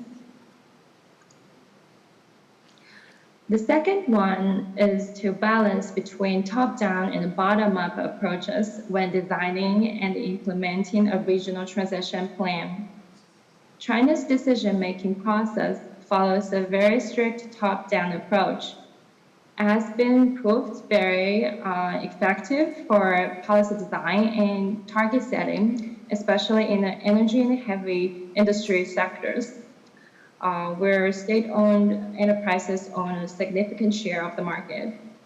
However, when it comes into the regional level, the top-level authorities might not have a full understanding of the economic and social circumstances of a region. Let me share with you a story of Shandong. In a picture, these are brand new hydrogen buses made by Weichai, one of China's largest industrial machinery companies based in Shandong. Shandong is a large energy consumer and has strong traditional manufacturing capacities. Shandong provincial government released the first hydrogen development plan in 2020. As a provincial level state-owned company, Weichai plays a leading role in shifting Shandong's economy toward a more high-tech oriented and low-carbon one. In line with the provincial hydrogen plan, Weichai becomes a pioneer in hydrogen application by exploring hydrogen-powered vehicles. This is a very good start of the development of hydrogen economy for Shandong. For now, Shandong's hydrogen is largely based on industrial byproducts, coal and natural gas, and its applications are mostly related to fuel cells. In the long term, however, the sources of hydrogen are expected to gradually shift from fossil fuels to the renewables, and its applications will be expanded to the steel industry, heavy-duty freight, port transportation, and so on. This is a successful story of Shandong when the central government allows the regional authorities to make their own decisions and the local companies to take initiatives to make changes. Besides the mentioned suggestions, you're very welcome to know more about the others by downloading the report from Agora's website. Lastly, I would like to tap a little bit on the future. The unexpected coronavirus and the geopolitical conflicts have slowed down the energy transition worldwide. The recent rising anxiety are strengthening the role of fossil fuels as a solution to energy insecurity. However, we believe that the negative influence could be temporary. What we see here is that till now, most countries and regions are still sticking to their net zero plans. The uncertainties and risks are ramping up net zero related efforts of major energy consuming economies in the medium to longer term. So in sum, we need more collaboration among countries and regions to move the clean energy transition agenda forward. That's all my presentation today. Thank you very much. And I look forward to the panel discussion.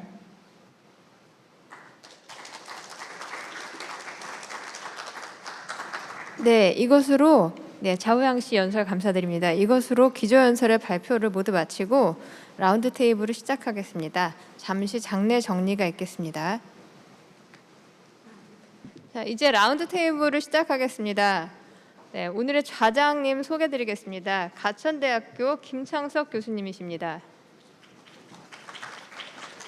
네, 패널 3분 모셨습니다. 녹색에너지 전략연구소 권필석 소장님이십니다.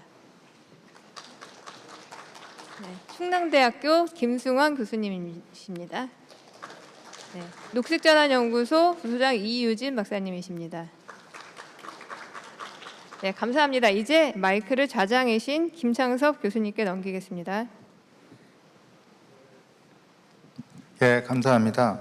오늘 굉장히 그 에너지 전환 또 탄소 중립 관련해서 중요한 국가의 정보를 이렇게 한꺼번에 들을 수 있다는 측면에서 상당히 큰 좋은 장소인 것 같습니다. 일단 시간이 없기도 하고 해서 제가 바로 우리 패널에 계신 분들에게 중요한 질문부터 좀 던지면서 의견을 좀 듣도록 해보겠습니다. 권필석 박사님께 먼저 좀 질문을 드리자면, 우리가 지금 앞으로 원전도 그렇고 석탄, 가스, 뭐 여러 가지 수소 문제 포함해서 여러 가지 원들에 대한 믹스를 이제 최적화시키면서 관리해야 되는 게 이제 에너지 전환인데, 그게 이제 기존의 어떤 규제 정책이나 이런 법적 체계하고 좀 안 맞는 면이 있을 수 있습니다. 그래서 이제 섹터 커플링이라는 이슈가 굉장히 논의가 되고 있는데, 그런 부분에서 이제 우리가 어떤 식으로 기술을 받아들이는 제도나 법적인 부분을 어떻게 정비하는 게 좋은지 의견을 좀 주셨으면 좋겠습니다. 네, 권필석입니다. 그 섹터 커플링 말씀해 주셨는데, 저는 먼저 그 앞서 독일, 일본 사례에서 본 것처럼 우리나라가 재생에너지가 더 많아져야 된다는 것을 먼저 말씀드리면서, 그러면 섹터 커플링 그 부분과 연계에 대해서 조금 말씀드리면, 그 굉장히 다양한 정의가 있습니다. 단순히 전기화를 이야기하는 분도 있고, 또 다른 부분의 탈탄소와 뭐 이런 부분을 얘기하는 것도 있고 효율 향상을 이야기하는 그런 섹터 커플링이 여러 가지 정의가 있는데 제가 생각할 때 우리나라의 실정에서 특히 고립 전력망을 가진 상황에서 재생에너지를 증가시키면서 섹터 커플링을 같이 해야 되는 이유는 전력망의 유연성 증대라고 봅니다. 그리고 지금 다른 나라, 특히 오늘 독일의 경우를 보게 되면 그 탈탄소 측면에서 훨씬 더 많은 진도를 나간 걸 볼 수 있습니다. 2050년까지 우리도 그 경로를 따라가야 되는데 그 경로가 굉장히 급할 겁니다. 그래서 다른 나라처럼 독일이나 다른 나라처럼 전력망에서 먼저 탈탄소를 이룬 다음에 그 이후에 직접 배출을 간접 배출로 돌리면서 다른 부분에서 탈탄소를 이루어가는 과정이 우리나라는 좀 더 압축돼야 되고 그러기 위해서는 섹터 커플링이라는 그 개념을 먼저 준비를 해야 되는 것 같다고 생각합니다. 근데 우리나라가 만약에 재생에너지를 더 많이 크게 빨리 확대하고 싶어도 거기서 나오는 커테일먼트 이슈라든지 또 다른 부분에서의 탄소를 빨리 줄이기 위해서는 또 섹터 커플링을 위한 인프라가 변해야 되고 또 섹터 커플링이 제대로 돌아가게 하기 위한 여러 가지 제도적 준비도 많이 필요한데 그런 부분도 같이 고민돼야 된다고 생각합니다. 특히 수송 부분하고 건물 부분, 또 산업 부분도 마찬가지고요. 그 부분에서의 인프라가 변하는 부분도 굉장히 속도가 빠를 거라고 예상하지 않습니다. 미리 계획하고 미리 준비하지 않으면은 그 부분에 있어서 속도가 느려짐으로써 우리가 재생에너지가 많이 들어오는 상황에서도 다른 부분에 탈탄소를 못하게 되는 경우가 있다고 생각합니다. 그리고 한 가지 마지막으로 말씀드리면 독일에서 발표해서 우리나라가 전 세계 탈탄소로 가는 길 중에서 뭐 기대하는 부분들이 있습니다. 배터리나 전기자동차, 뭐 그리고 ICT, 정보통신 기술 같은 것들이 있는데 사실 이제 그런 부분이 우리나라가 장점이라고 생각하고 그 섹터 커플링이라는 것은 사람들의 행동 변화도 야기하기 때문에 사실 그런 시스템적인 변화에서 우리나라 국민들이 굉장히 빨리 적응할 수 있다고 생각합니다. 그런 부분도 우리나라가 좀 고려를 하게 되면 그 재생에너지 탈탄소 과정에서 중요한 기술을 선정할 수 있거나 중요한 플랫폼을 가져갈 수 있다고 생각합니다. 이상입니다. 예, 감사합니다. 그 섹터 커플링이 워낙에 다양한 해석을 갖는 단어인데 그런 부분을 우리가 논의를 좀 더 많이 해봤으면 좋겠습니다. 그리고 김승환 교수님께 여쭤보고 싶은 게 다른 나라에 비해서 우리나라는 계획에 의해서 플랜드 이코노미가 굉장히 강력하게 에너지 시스템을 좌지우지하는데요.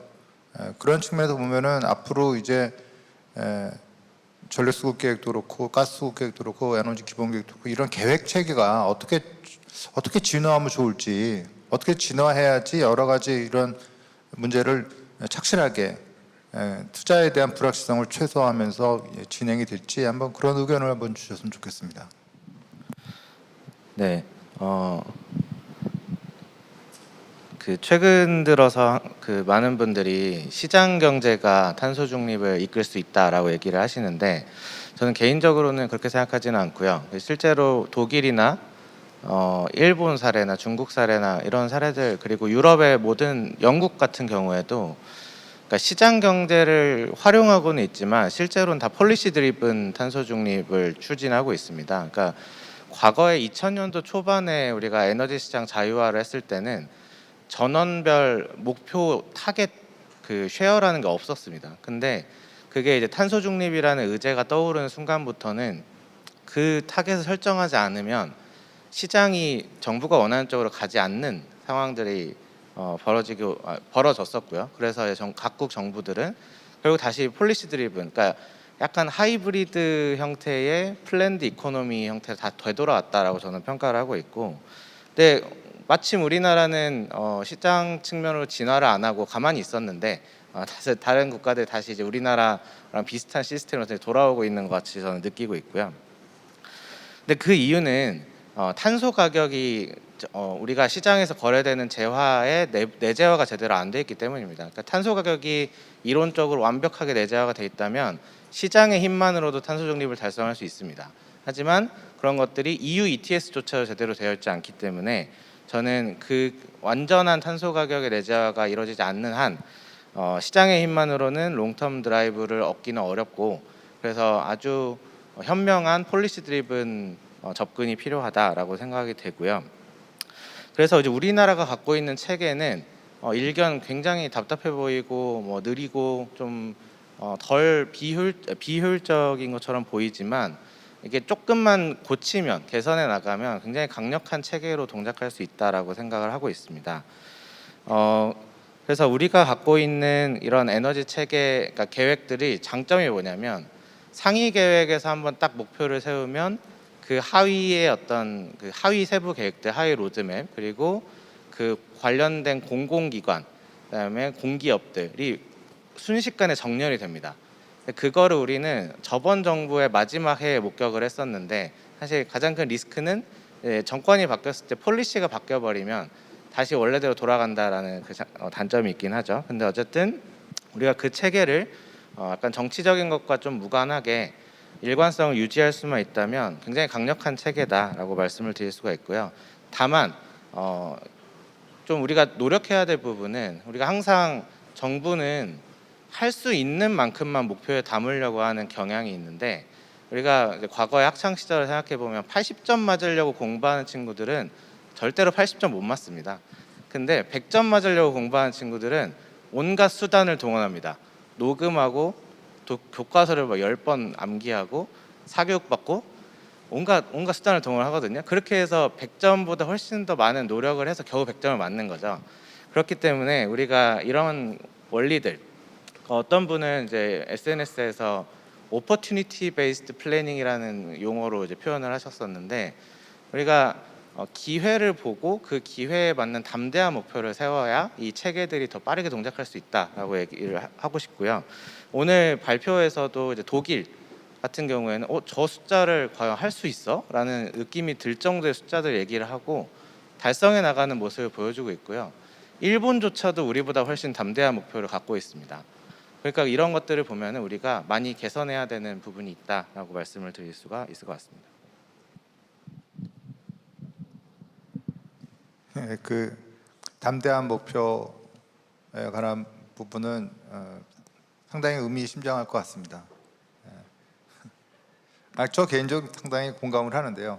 할 거면 빠르게 에너지 전환 정책을 빠르게 시행하는 게 역사적으로 보면 잘 비용 효과적이고 오히려 더 남는 것도 많지 않은데 생각이 드는데, 어쨌든 그런 논의가 필요할 것 같습니다. 자, 그럼 마지막 패널로서 사실 이 에너지 전환 정책이라는 것이 중앙의 계획에 의해서 시행되지만 사실은 상당한 부분이 이미 분권화 체제 속에서 집행이 되고 있거든요. 뭐 여러 가지 측면에서 그래서 결국은 지금 이 지역에서 어떻게 이거를 실천적 현장이 이제 지역인데, 법적으로도 그렇습니다. 규제적인 측면에서도 중앙보다는 이제 지역에 많은 권한이 가 있고 비토권도 지역에 있는데, 지역에서 어떤 식의 일이 이루어지고 앞으로 어떻게 되는 게 좋을지 우리 이의준 박사님 말씀 부탁드립니다. 네, 저는 오늘 일단 우리 발제자분들의 발표를 들으면서 독일이 2030년까지 재생에너지 비중 80% 얘기를 했고, 일본 같은 경우에도 뒤처져 있다라고 얘기하고 수력발전 비중이 많다라고 하는데 현재 22%, 그 옆에 있는 한국은 9%대. 그래, 이게 지금 우리의 지금 현재의 현실을 이야기하고 있는 건데요. 그런데 오늘 지금 발표한 이 일본이든 또는 독일이든 목표치를 상당히 높게 세우고 있기 때문에, 지금 오늘 이 얘기를 들었지만 2년 뒤에 우리가 이 발표를 듣게 되면은 그 차이가 또 어떻게 나을까라고 생각하면은, 거기는 이제 달리고 뛰고 있고 우리는 아직 지금 뛸까 말까 지금 이러는 상황에 있어서 저는 상당히 위기감이 느껴지는 발표였다라는 겁니다. 그리고 우리 드미트리 선생님 발표하실 때 독일이 이제 80% 목표를 가지고 가려면은 지금 독일도 그 해왔던 거에 2배, 3배를 해야 되는 상황이고, 그러다 보니까 거기도 수용성이 문제가 되고, 그래서 국토의 2% 정도를 풍력 발전을 위한 사이트로 지정을 하고, 그에 따라서 그 해당 지역에 대해서는 보상이라든지 이런 체계까지도 고민하고 있다라는 거는 어떻게 보면 이 목표를 진짜 달성하겠다라는 차원에서 접근하고 있는 거라고 생각을 해요. 그러면 현재 우리는 어떤가라고 했을 때 우리는 이 정부의 메시지가 이 김수환 교수님 얘기했던 담대한 목표까지가 아니라 사람들로 하여금 태양광이나 재생가능 에너지를 이야기하는 것조차 주저하게 만드는 상황입니다. 예를 들면 최근에 태양광에 대한 비리 조사라든지 또는 풍력 발전, 울산에서 그렇게 노력을 했던 부유식 해상 풍력 발전을 백지화할 수도 있다라는 이런 메시지, 이런 것들은 사람들에게 재생가능 에너지 안 되는구나, 여기에 투자해도 될까라는 이런 생각들을 하게 되는 거죠. 자, 중앙에서 메시지를 이렇게 던지고, 또 우리나라 전체 산업에서 태양광이 어느 정도 포션을 차지할까요?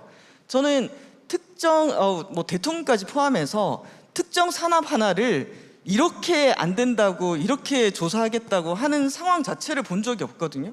그래서 상당히 희한한 일이 일어나고 있는데, 이거는 정책을 떠나서 분위기와 무드에 영향을 주는 것 같아요. 그러면 지자체장들은 어떨까요?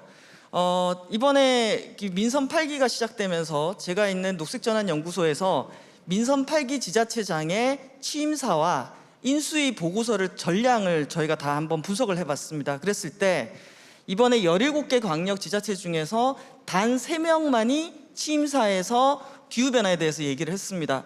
충남도지사, 그리고 부산시장, 전남도지사 3명만 얘기했어요. 14명은 아예 언급조차도 하지 않았습니다. 그리고 인수위 보고서를 보면은 모든 지자체가 뭘 하겠다라고 하냐면은 반도체, 전기차 부품, 그리고 대기업 유치, 수소, 공항 이거 하겠다고 하고 테마파크 하겠다고 합니다. 그러면서 이 대기업을 유치하기 위한 투자 유치단을 꾸리고 있거든요. 대신에 재생가능 에너지나 풍력 같은 경우에는 충남 같은 경우에도 그래요. 탈석탄을 하겠다고 하는데 우리는 가스하고 수소로 할 거다. 그리고 재생가능 에너지는 분쟁이 해결되지 않는 한 가지고 오지 마라. 이렇게 얘기하거든요. 자, 그러면 지역에서의 태양광이나 풍력에 대한 이 수용성은 더 떨어진 상황이라고 할 수가 있습니다.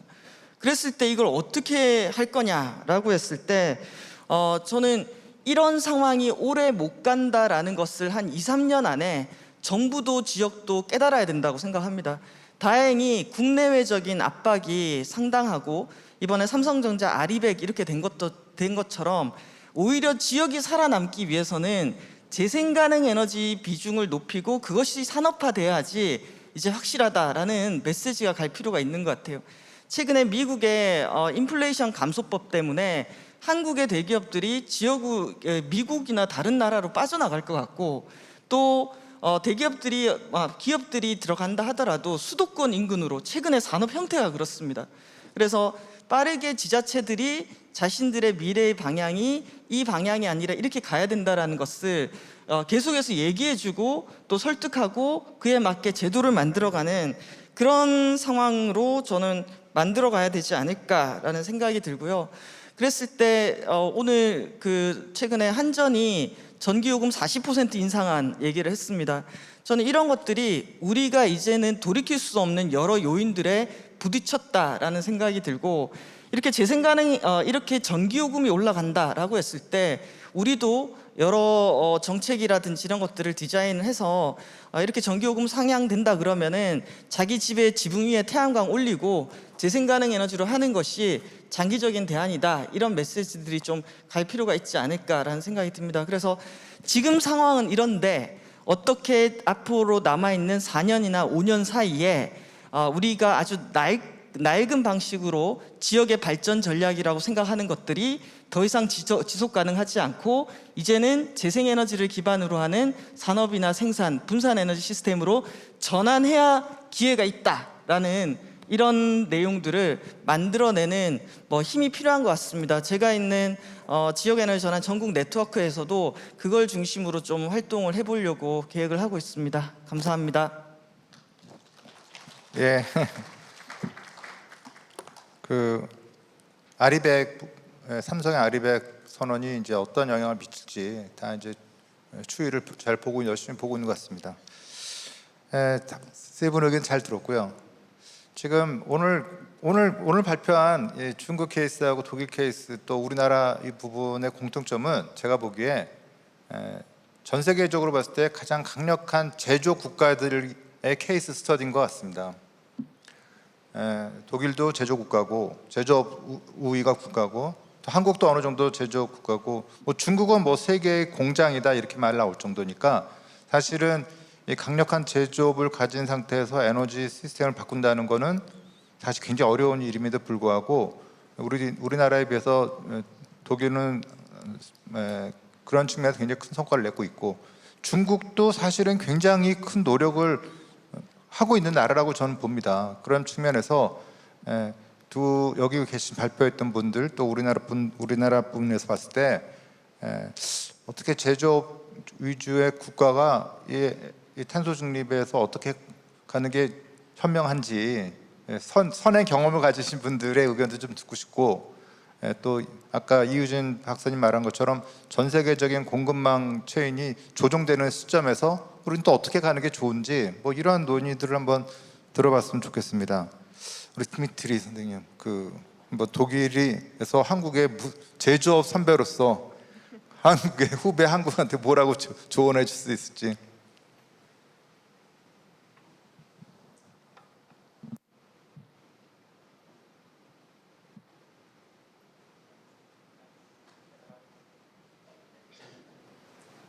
Thanks a lot. Here is it. Thanks a lot for the question.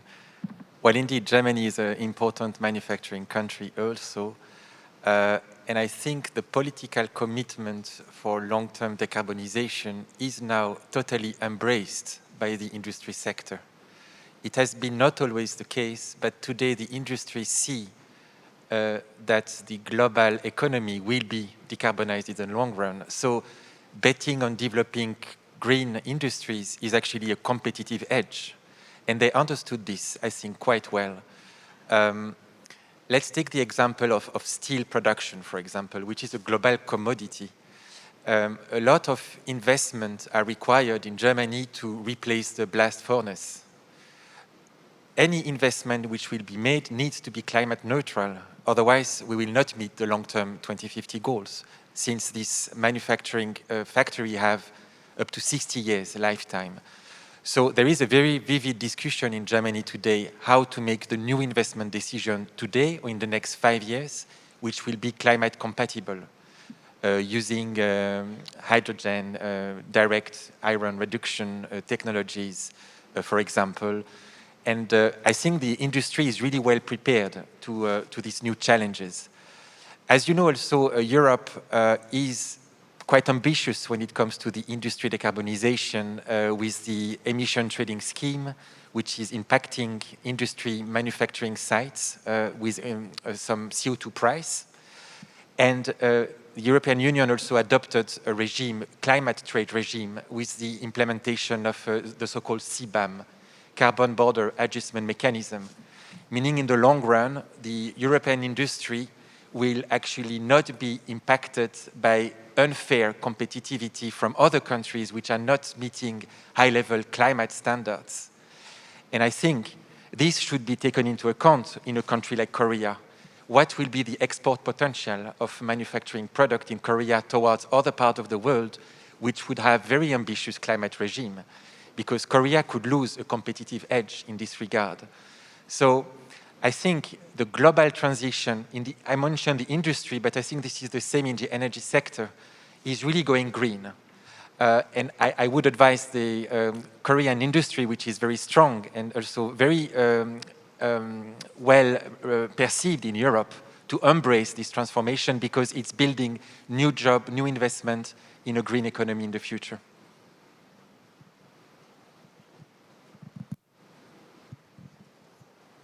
감사합니다. 우리나라 기업들도 그런 생각은 갖고 있는 것 같긴 합니다, 요즘에. 감사합니다. 우리 미카상께서도 미카상은 어떻게 좀 이러한 재생에너지를 과외되는 부분하고 제조업 간의 이 관계성에 대해서 어떤 견해를 갖고 계신지 궁금합니다.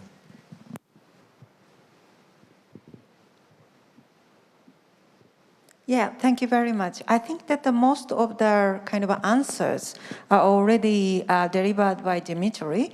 That is the way to forward that our industry has to go, Korea and Japan. And then that I just would like to say one example. We have committed to encourage the business actions for climate change since 2018, 4 years ago. And then we established the Japan Climate Initiative to encourage the business actions. And then at that time that we could invite 150 companies and organizations like Hitachi, Sony, Ricoh, SoftBank, those ones. They are totally concerned about Japanese industry will lose competitiveness in the international market if the Japanese climate change actions are really lagging behind. So they joined our organization network. And then now, 2022, we see that almost 700 companies and organizations joined our network. And then in that 550 are from business sector. And then others, about 150 are from local authorities, universities, and NGOs. And then those 700 are really worried that Japan will lose international competitiveness because lagging behind of climate actions. So they want to go further. And then it's not rare, it's really rare in Japan that each individual company that how can I say, that disclose their name in our opinion ad in the newspaper to urge the government to take more actions, to take more higher renewable energy target. That is the current situation in Japan. And then in the kind of a welcome speech, I've heard that RE100 companies really facing the difficulties to buy renewables in the country. And then that is the same thing in Japan. For the energy transition, we need cheap and a lot, much of renewables in the country. To accelerate that renewable energies, that we need a cheap renewable energies. To make renewable cheaper is to take off the artificial barrier in the society, in the policy framework. So we have to tackle with the deregulation and the re-regulation of the policy framework that makes renewables will cheaper in our country. So I think that to do that with the corporate actors and as well as the local authorities, like the Tokyo Metropolitan Government introduced the solar obligation policy, that I think that we could go for the energy transition. And if we don't do that, we have to make another triple investment to again in future. So make the investment now for green energies.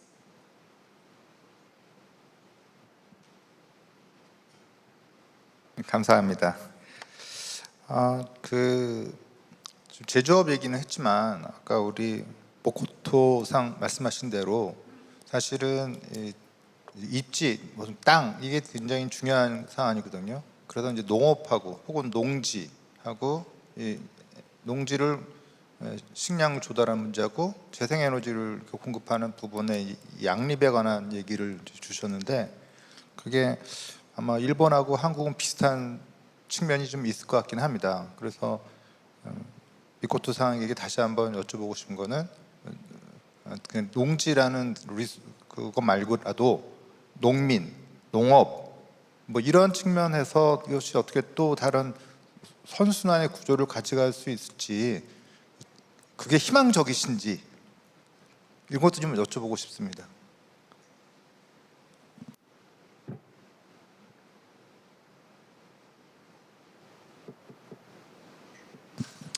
Thank you. I don't get your question quite correctly. What do you mean by cycle? Virtual cycle? What was your question? 저희도 이제 농민을 상대로 이제 보조금을 상당히 주고는 있는데요. 그것이 농업 정책하고 또 에너지 정책이 이렇게 똑같은 목적을 갖고 가지를 못하고 약간 따로따로 가는 경향이 있었어요. 그러니까 누군가가 이제 이 두 개의 정책이 하나의 정책처럼 가야 될 필요가 있는데 그거를 이제 조율을 하긴 했는데 잘 되진 않더라고요. 그래서 그런 부분이 선순환 구조라는 거는 뭐냐면 농업 정책하고 에너지 정책이 하나의 정책처럼 전환이 되면서 가야지 더 효과적으로 그 수용성이 또 생기고 효과도 커지지 않겠느냐, 그런 측면에서 이제 그런 측면을 제가 여쭤본 겁니다. 그게 가능할지, 가능했는지, 가능하다고 보시는지, 잘 될 거라고 희망하시는지, 뭐 이런 거 여쭤보고 싶은 겁니다.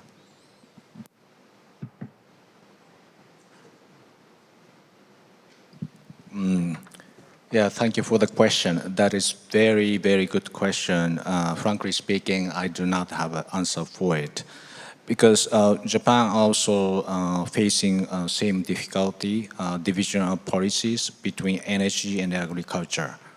So all the agrivoltaics activities were supported by agriculture side, Ministry of Agriculture, Forestry and Fisheries. But energy is controlled by METI, yeah? Ministry of Economics, Environment and Trade. You know, so those are clearly divided. And as you said quite correctly, these policies has to be combined or streamlined, managed by some sort of umbrella agency, but we currently we do not have such an instrument in Japan either. Yeah, can I add something? That the kind of ICEP's initiative, I think that brought the new dimension of the agriculture future, because in Japan, that agriculture sector is facing the difficulty of losing the young farmers. And then young farmers think that having the renewable energy on their agricultural farmland is quite cool and then very beneficial, because they can get more besides kind of income from the farming. And then it is a word is now like a kind of a renewable energy is the new farm product for agriculture. So I think that so we are talking about energy sector coupling, but maybe we need a policy sector coupling as well in the kind of organizational and then political side. Yeah, well, I think I have one more addition too. So national level intervention, apart from national level, I think we need to put a lot more effort at the municipal level, which can be done in the current policy framework. Like I said, Ministry of Environment came up with this scheme, so we can use that grant and for 5 years. And the municipal government need to come up with renewable energy goals and plans, so we can help them, collaborate with them to revitalize local economy and also to increase the installation base of the renewable energy with them. And we can reflect this experience to the local regulations, laws, and which eventually will influence the national policy as well, I think. 네, 감사합니다. 뭐 저희보다는 좀 낫지만 일본도 비슷한 고민이 있는 것 같습니다. 예, 마지막으로 중국의 케이스를 설명해 주신 자오 선생님께 질문을 좀 드리고자 합니다. 중국은 이 에너지 전환 관련해서 굉장히 독특한 입장을 가지고 있죠.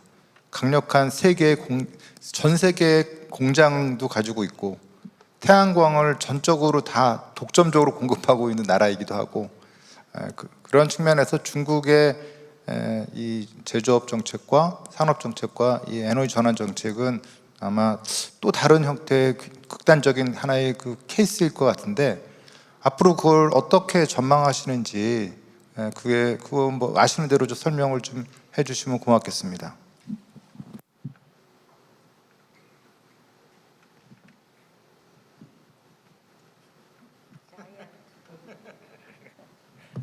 Thank you.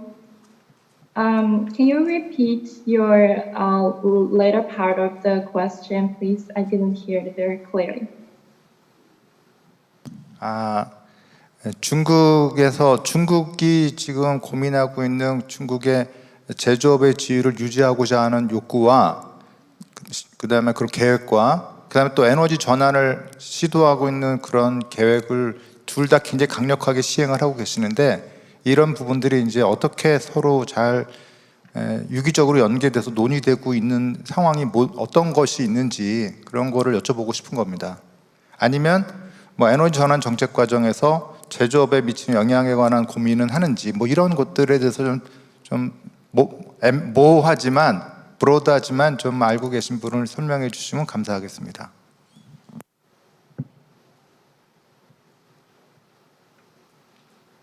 Okay, thank you.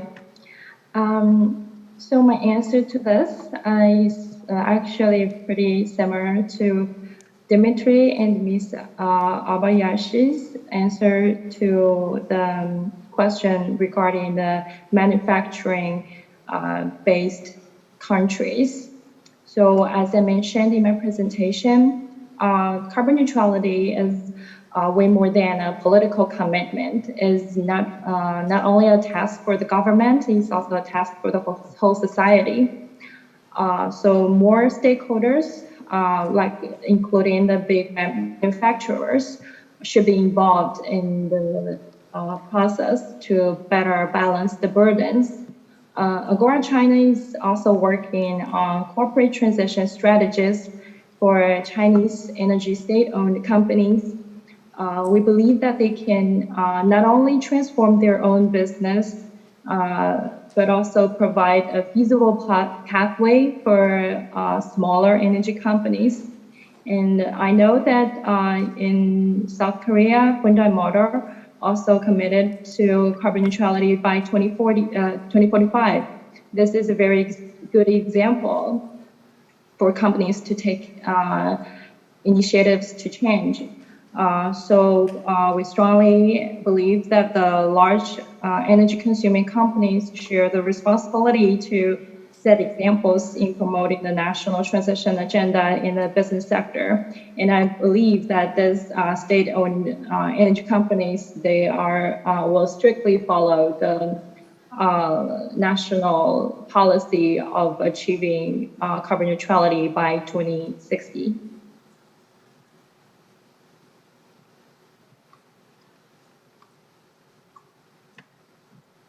예, 감사합니다. 하여튼 중국이 열심히 노력하고 있다는 거는 저희가 잘 알고 있습니다.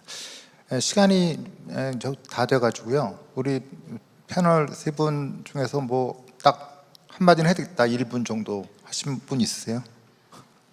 없는 것 같습니다.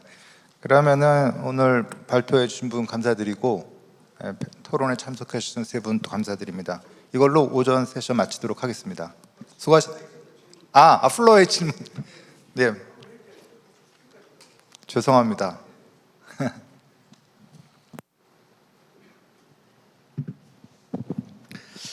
오늘 어려운 시기에 기후위기, 거기에서 에너지 전환에 대한 과제를 가지고 이런 컨퍼런스를 한 것에 대해서 굉장히 감사를 드립니다.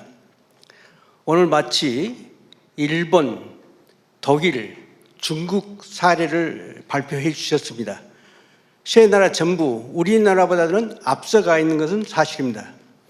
그러나 우리나라에서 현재 부닥치고 있는 큰 문제 중에 하나, 그것이 전기 요금입니다. 사실은 전기 요금이 독일이나 일본, 중국은 잘 모르겠어요. 우리가 훨씬 쌉니다.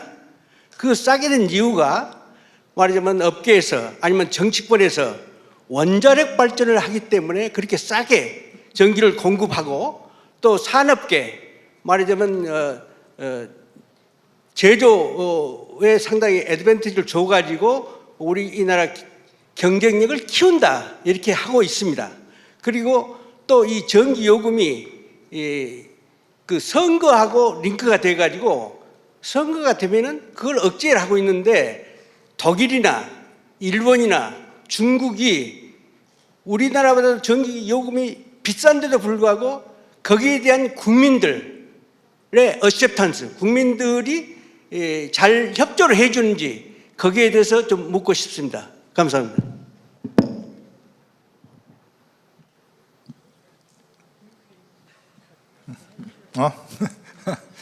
이거는 우리 여러 가지 복잡한 문제가 있어서 각국별로 다 사정이 달라서 뭐 일본이나 중국이나 독일이 다 달라서요. 그거는 우리 다 같이 한번 고민해보는 그런 의미로 받아들였으면 좋겠습니다. 아니요. 요금 구조가 다 너무 달라서 제가 사실은 이게 시간이 쫓겨서 그래요. 그래서 아니요. 시간이 좀 쫓겨서 이걸로 좀 굉장히 중요하다라는 정도로 받아들이기로 하고 다음에 오후 세션 때 질문 한번 다시 해주시죠. 시간 좀 여유 있을 때. 예. 마지막으로 한 번 더. 네, 반갑습니다. 영농형 태양광 구조물을 설계하는 투무의 구광형 기술이사입니다. 미스터 타지마 씨한테 여쭤보겠습니다. 2019년에 세미나에서 만난 적이 있는데 다시 만나서 반갑고 이번에 남마돌 태풍이 왔는데 어떻게 영농형 태양광 데미지 났다라는 소식은 있는지 좀 궁금하고 이걸 한번 설치를 하면 20년 이상 가는데 기후는 점점 이제 심각해지고 가고시마의 남마돌이 지나갈 때 75m/s의 이상의 바람이 불었다고 합니다. 그건 한국의 설치 기준을 넘어가는 거거든요. 그래서 기후학자랑 이렇게 해가지고 20년 뒤에 최악의 기후 조건에서 재생에너지가 설계돼야 되는데 왜냐하면 재생에너지는 바로 이렇게 직접 외기와 닿지 않습니까? 이제 발전소나 이런 건 다 빌딩 안에 있지만 얘는 이제 직접 다 맞으니까 설계 기준이 많이 올라가서 브레이드, 윈드밀, PV 모듈, 스트럭처 모두 다 코스트가 올라가는 설계 기준이 올라가는 그런 거가 되기 때문에 일본의 이번에 이제 데미지 사례와 그다음에 20년 후에 최악을 기준으로 이제 설계 기준이 만들어져야 재생에너지가 거기에 맞춰서 20년을 견디게끔 설계가 되면 거기에 맞춰서 코스트가 올라가고 또 그거 저희가 흡수하고 이해하고 이제 그런 게 될 것 같습니다. 그래서 일본 사례를 한번 여쭤보고 싶습니다.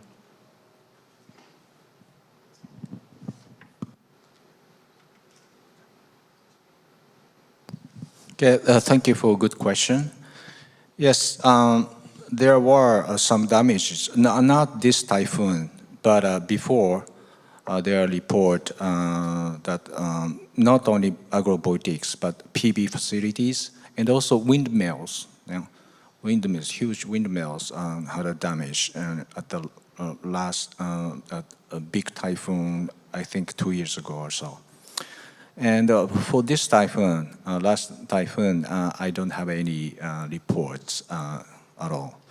And I think durability and resistance against this heavy wind load and extreme weather is very important issue. But that can be technically overcome. And about the cost, I think cost will be getting cheaper and cheaper, and it's been happening all over the world. So this learning curve is very steep, and the price will be exponentially getting cheaper. So I think technology will catch up. You don't need to worry about it. Can I have one comment? Always, I'm sorry. But I think that Japan was hit by the current typhoon as well, several days ago. But I don't see any reports that the wind turbine that hit and then damaged. So I think that it's really technology already caught up. And then that people always say like a solar PV will be blew away by the strong wind or something like that. But it's not only the solar PV. Other houses or something are damaged at the same time. So the technology for the solar PV has to be strengthened up, but it's not the kind of a special case that people always think about that one particular thing, but I don't think that it's a kind of a consequence for renewables as well. And then that if you think about other energy sources, such as nuclear, the nuclear really severely damaged that like the big earthquake in Japan. But at that time, 11 years ago, none of wind turbine in Japan were damaged. And then they simply continued to provide the electricity.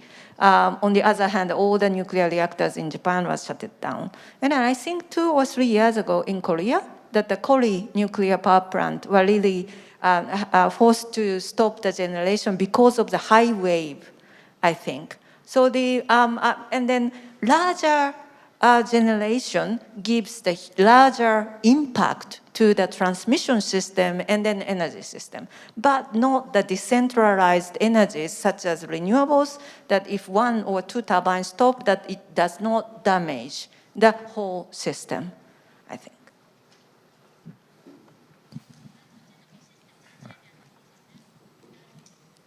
네, 감사합니다. 그러면 오늘 오전 세션 이대로 마치도록 하겠습니다. 감사합니다.